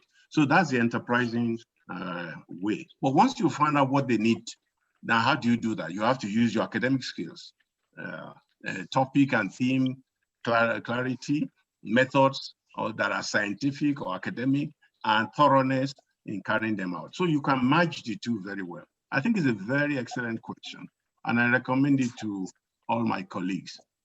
Be an academic, but be an enterprising one. Or he prefers agripreneurship. Not everybody is in agriculture. So there are some who are in other areas, but be enterprising in whatever area you are. Thank you very much. Is the Vice Dean around now? Vice Dean? Still the connection challenge. Professor Taiwo.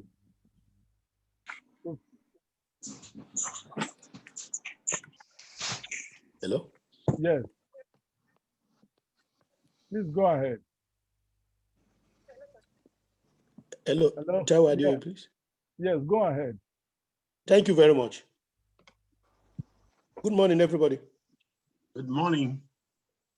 I didn't have any question, but just to thank our leader, our erudite professor, for his role that he has played. For the role he has played in our lives. And I've listened to some of the researchers there, especially I'm in the industry, and we discover I've taken a lot of our colleagues up on the issue of research that is not industry-based. I'm sorry to use the word, just for promotion. When we are not benefiting, we in the industry are not getting benefit from most of the research being carried out.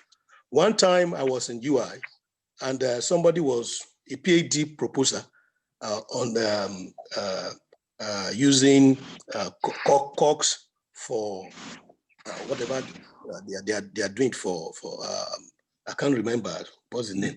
And I said, go to KFC. KFC is already doing that. And you want to do a PhD on something that is already in the market, but now using COX instead of the broiler they are using. To me, it's not relevant per se.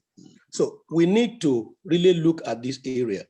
And for the people in industry, some of us are ready, and some of the people that know me on the platform, I have given my farm to Bowell for research.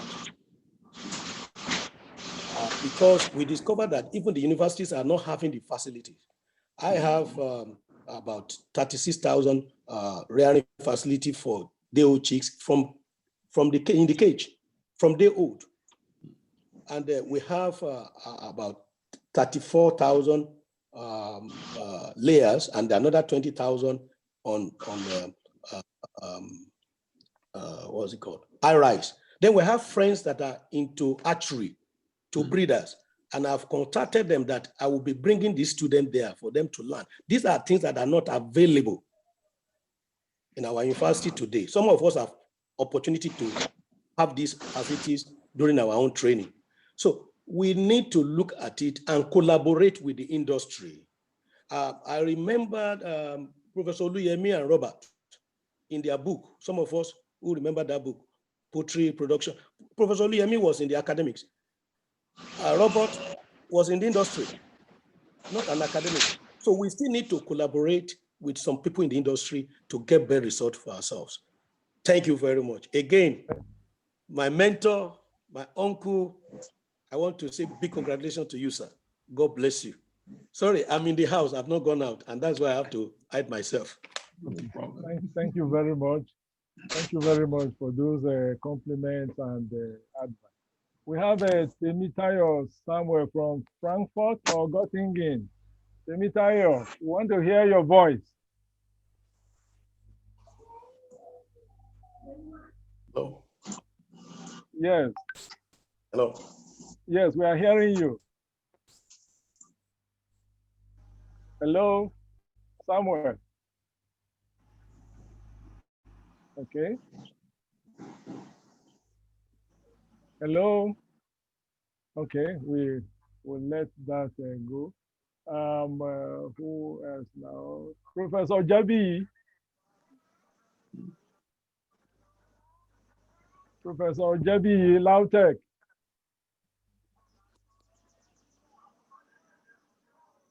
Okay.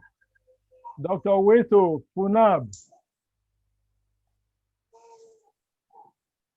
Dr. Weto.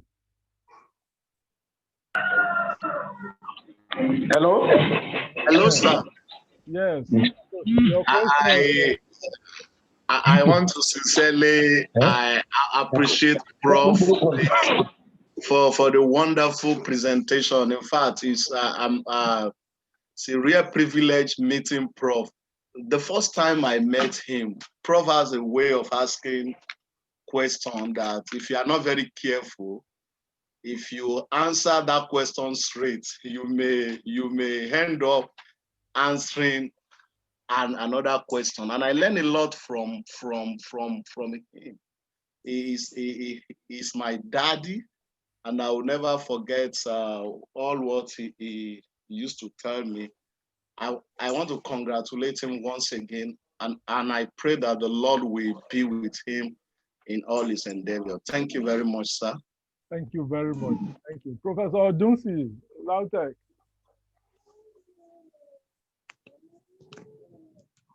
Hello, sir. Professor Dunsi. Yes, sir. Please, your brief contribution, sir. Well, let me great Professor Shonaya on this occasion.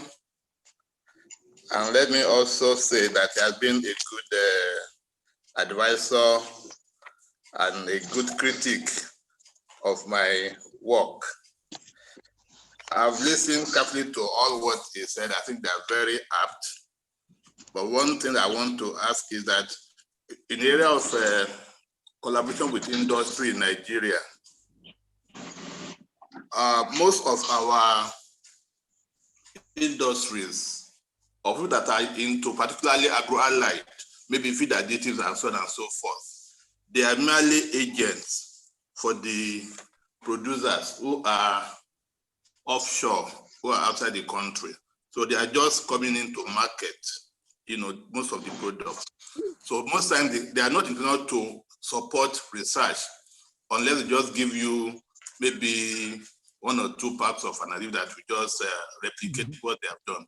I think there should be a way before they can introduce anything into Nigeria or Africa, that there should be some trials that should be done.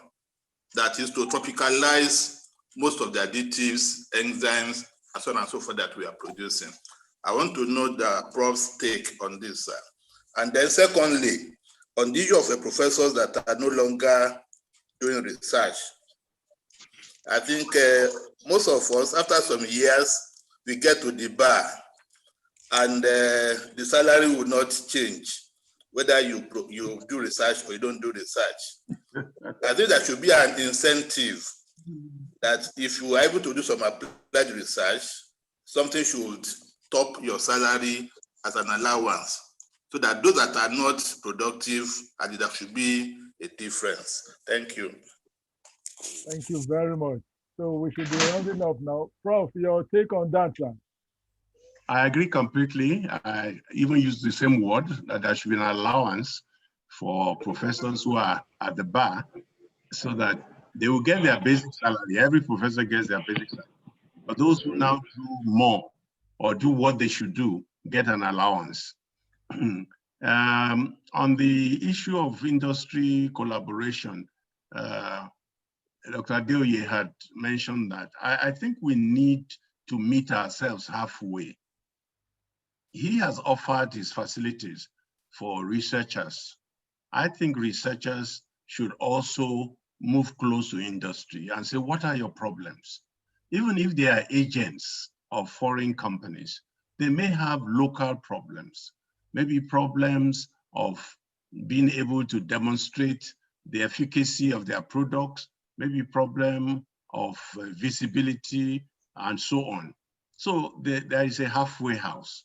And if we collaborate at that point, then it should be easy to do that.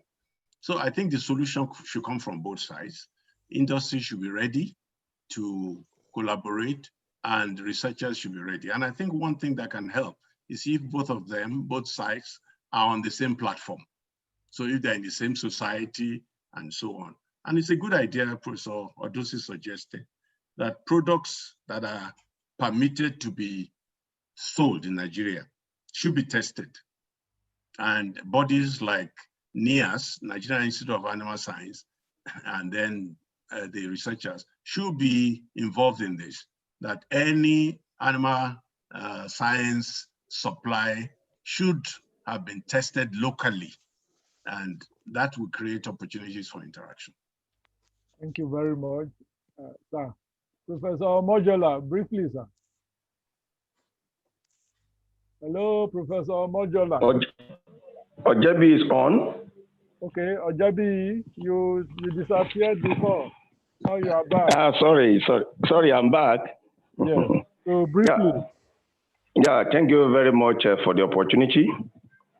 And I appreciate what the department, all students and the mentees of our professor have started doing. I want to ask that if this can continue, we'll be able to have a trend within the academic society that you are always going to be challenged, that there'll be a time when you are going to be called to give an account of what you have done in academics. I think this is the first time this kind of long time has been prepared, planned for the the retirement of a professor. I want to mention that the issue of being an HOD and also being a professor, then the people that are coming under us, under a professor, maybe we have a postgraduate student, MSc, PhD. Now, I want to ask a question. Sir, with your experience, how many PhD and master students should a professor mentor or supervise at a time for effectiveness? Because we see some people that they put policy into it, some people having 4 PhD students, 3 PhD students, 3 master, and some professors having none.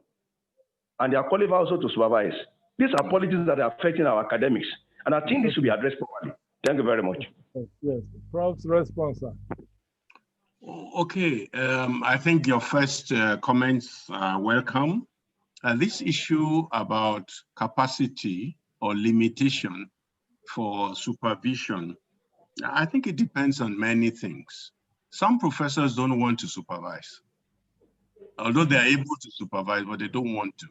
So we shouldn't force them to, except they find a way to regulate that.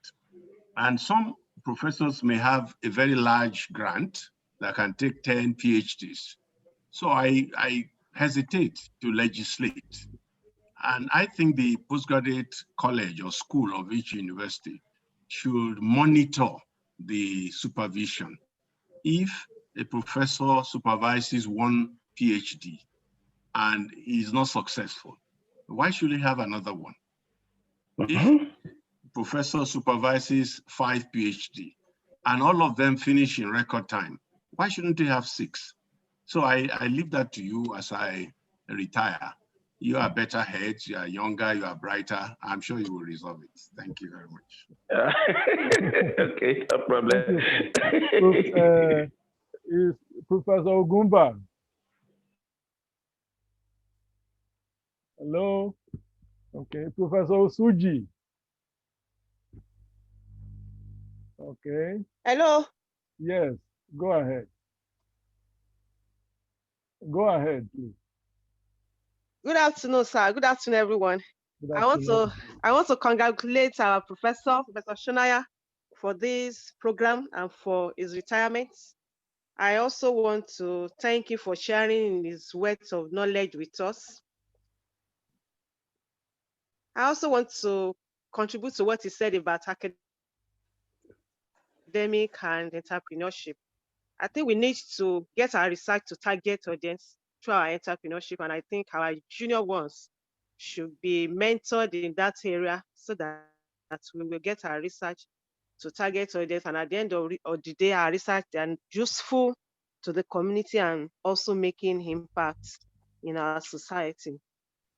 I think that's my comment for now. I pray God will continue to be with our professor, and those of us coming behind, we pray that we'll do greater and better impact in the community while we follow your steps, sir. We are really proud of you, and I pray God bless you richly. Amen. Amen. Thank Amen. you so much. Amen.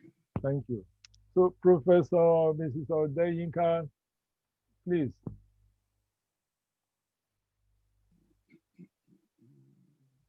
Hello. Hello, ma'am. Hello. Hello, sorry. Trying to unmute myself. No problem. Please go ahead. Yes, just to, I don't want to say anything now because I've spoken a lot on Wednesday about my able supervisor, senior colleague, and mentor. I've benefited again from everything that has been done this morning. And we have learned. But on the question asked by Professor Ojebiji on some people supervising up to 4 PhDs and the other people are not doing anything. I don't believe that a professor or an academic staff will have the option of choosing whether he or she wants to supervise. I think any professor that is worth being called a professor should be able to supervise PhD students. But maybe some people out of, I don't know, feeling on, maybe, I don't want to use the word that is coming to me, but instead of, giving them students, if they know that they don't want to, but I think every professor should be able to supervise. I don't want to take maybe another option. We should be able to at least co-supervise so that the body is not on few people. And we earn the same salary, we should justify our pay. I know that's Professor Ibishinaya. We should justify our pay. So we should be ready to supervise so that, and we should also be able to do research, write proposals. As we have been told, if you win 1 out of 10, then congratulations. So I think as researchers, we must not give up. We must have that ability to bounce back, even when it is, we beg, we are sorry, I applied just like what Mrs. Taiwo said, Professor Taiwo said. I also submitted an application to TED Fund. They said it was pending. I didn't even go back again to check because I believe. But that doesn't mean that next year it will not get through. So we must have that ability to forge ahead, that if this one fails, and there's another one that is knocking. So we should just continue to throw our proposals out. And by the grace of God, we will hit it. And once we hit it, it continues. Thank you very much, sir. I've really benefited from your wealth of experience. Thank you very much, ma'am. We have Dr. Durosimi in the house. Good morning. Good morning. Morning. Yeah, this is Rotimi Taiwo. Oh. Can you hear me? Yes, we can hear you. We called you before. Yeah, yes. Actually, I was transiting from home to the office. Please go ahead. Please go ahead, sir. Yes. Well, I want to appreciate this initiative, and I want to thank Professor Shonaya. I listened to his answer to some of the questions, and one thing that caught my attention is about the 2 skills that are important for researchers, reading and writing. I completely agree with him. But I was also wondering, for any good researcher, because I'm a linguist, I'm not an Greek specialist.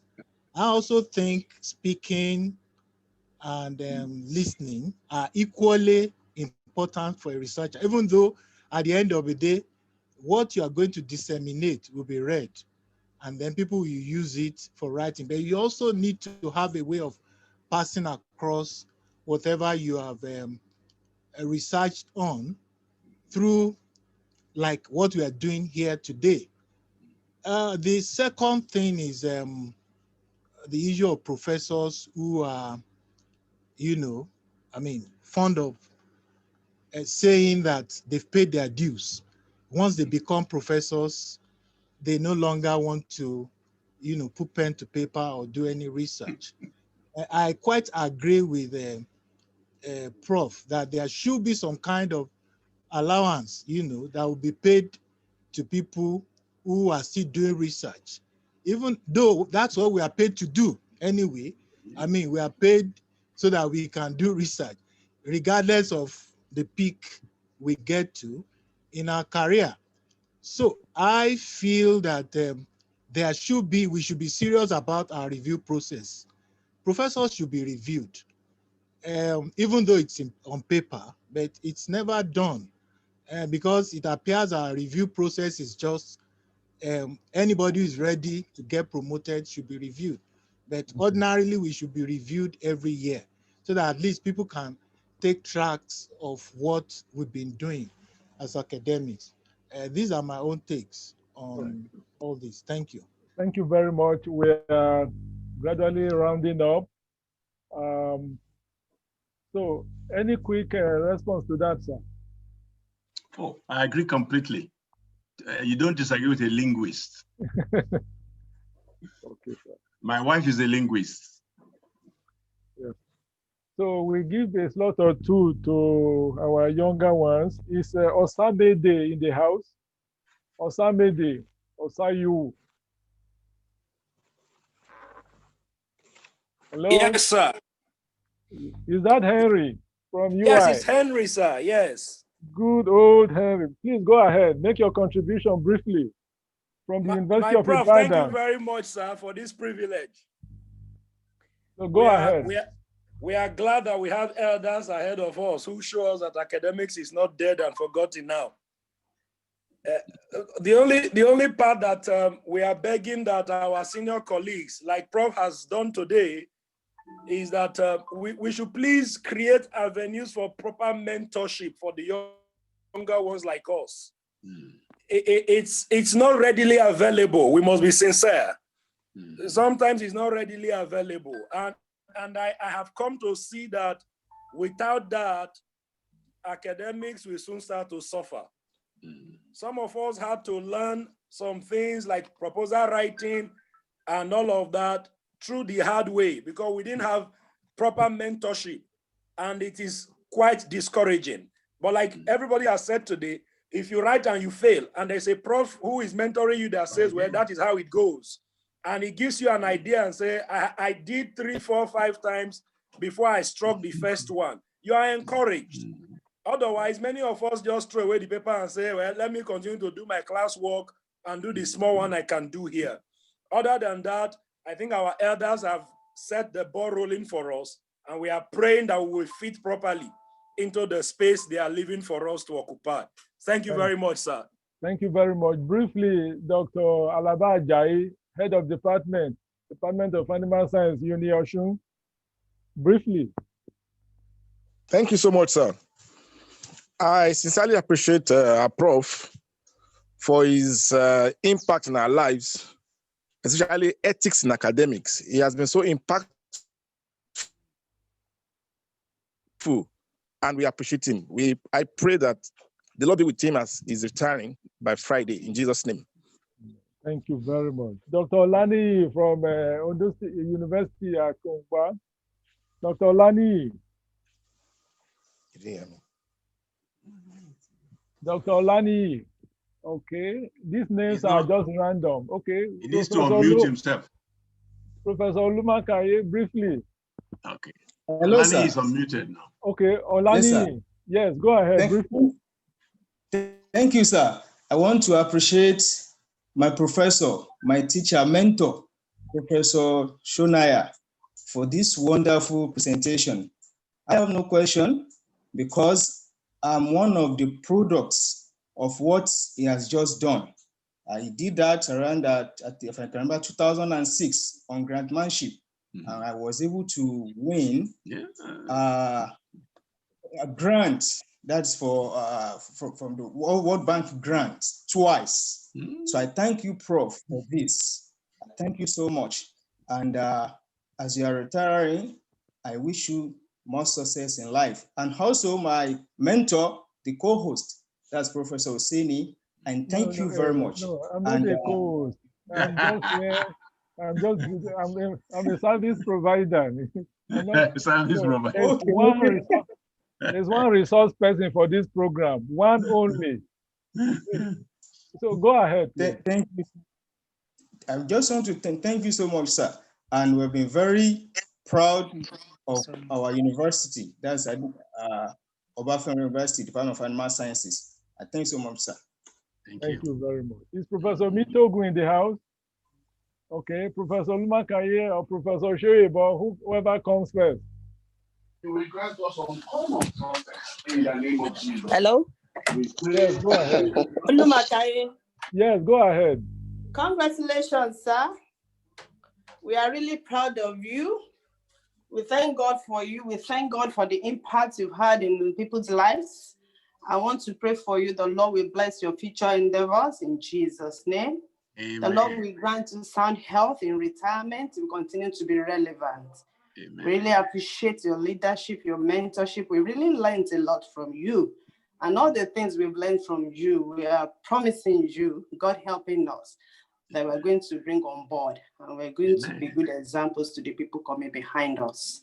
Thank you so very much. Wish you all the best in life. Thank you very much. We have a long stretch to Nasarawa State. Professor Yakubu. Hey, good afternoon, my Oga. So go ahead, please. Very sorry to join late. Go ahead. Don't be annoyed. Your time is on, please. Any question on this thematic? Oh, your voice is cracking. Question, please, for Prof. No, I've just joined. Very good.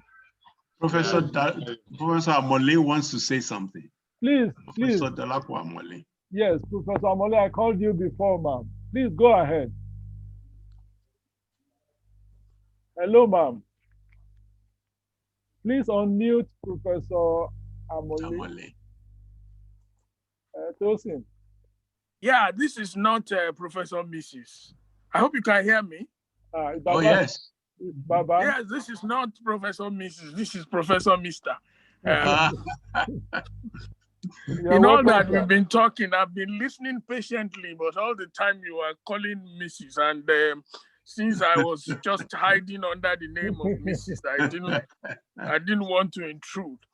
But in all that we have been saying, I just want to say congratulations to Professor Shonaya. Thank you. And there's one thing that I think we have missed, and I think it's necessary to make clear. In doing architecture, we're usually talking about the business environment. Mm-hmm.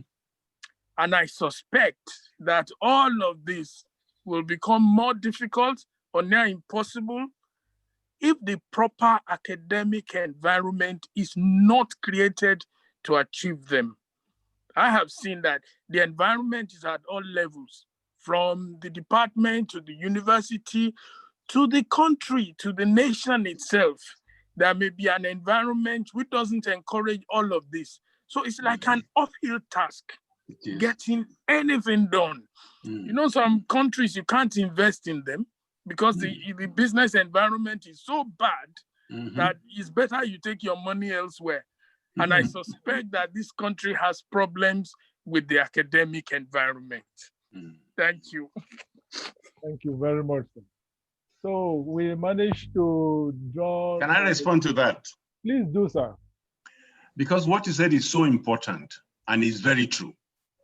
And I think, like the younger colleague said, we need to combine academics with entrepreneurship. We have only one life. My academic life is ending on Friday. And if we don't get up and find something to do, we may end our career haven't done nothing. So it is important that, yes, we have a terrible situation. It is an uphill task, even to get to my office. My office is on the 6th floor. I'm an old man, so to climb 100 steps, 99 steps I counted, it's an uphill task, and there is no lift to my office. But we have to do the best we can while we're alive and able. So I want to encourage all of us. Nobody is saying this is easy at all. It's difficult to be a Nigerian, just to live in Nigeria. And then to be an academic in Nigeria is very difficult. To be a productive academic is twice as difficult. But please, I encourage us, let's do our best and then leave the rest. So when we leave the stage, people will say, he did his best. He may not have done much. I did not do so much, but at least most people can testify that I tried my best. And I think this is what I want to encourage us to. Thank you, Prof, for bringing that up. So I think it has been a very rewarding time does the resource person have more take-home messages, or we have enough to digest for one day, sir? It's not good to have indigestion, so just digest what you have. So this is so heartwarming, and we are very grateful for the time and for the sharing. That has been a consistent decimal in all of your interactions over time. Sharing of knowledge. We are so grateful on behalf of all the participants. So thank you, sir. God bless you, sir. We look forward to more programs during the course of the week, but we call on the Dean now to appreciate the resource person and all the participants in Nigeria and in the diaspora. Thank you very much, Professor Oseni. I hope you can hear me. Yes. Okay. I want to start by appreciating our resource person, our own Professor Shonaya, the person whose office we can work to any time, any day. You know, our professor who is usually in office, 8 to 5:30 or 6 sometimes. We thank you, sir, for leaving what you are charging us to do. You have preached to us by your life, and we want to appreciate you. In sure, if we sit here till tomorrow, I'm sure we will not finish drinking from the well of knowledge. So we appreciate you for giving to us and continuing to give. I want to appreciate all our colleagues in Nigeria, outside Nigeria, in academics, in the industry. I'm excited that people in the industry joined us. I'm so excited. It's one of the best roundtable I've ever attended on Zoom. And it will remain with me for a long time to come. I want to appreciate my professor who is moderating, Professor Oseni. Professor Oseni, you did very well. I'm so proud of you. Thumbs up. And I want to thank everybody for contributing to make this a success. We look forward to the events in the coming days, and by the grace of God, we shall be there. Thank you, and thank you. God bless you. Thank you so much. So we have to, with the permission of the Dean, again, we thank all participants, and we very, very warmly thank the resource person. He's accessible anytime, and he will provide answers to any issue regarding academics and grants. God bless you, sir. Is it in order to put this program to a close now? Yes. Okay. Come again, sir.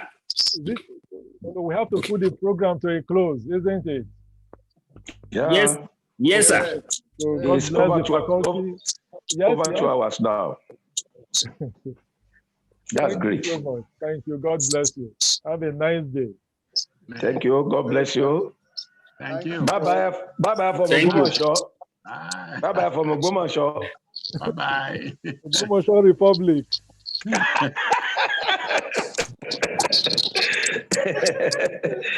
Thank you, my prof, my God, my mentor. God bless you more and more in Jesus' name. Amen. Thank you. Bye-bye, sir.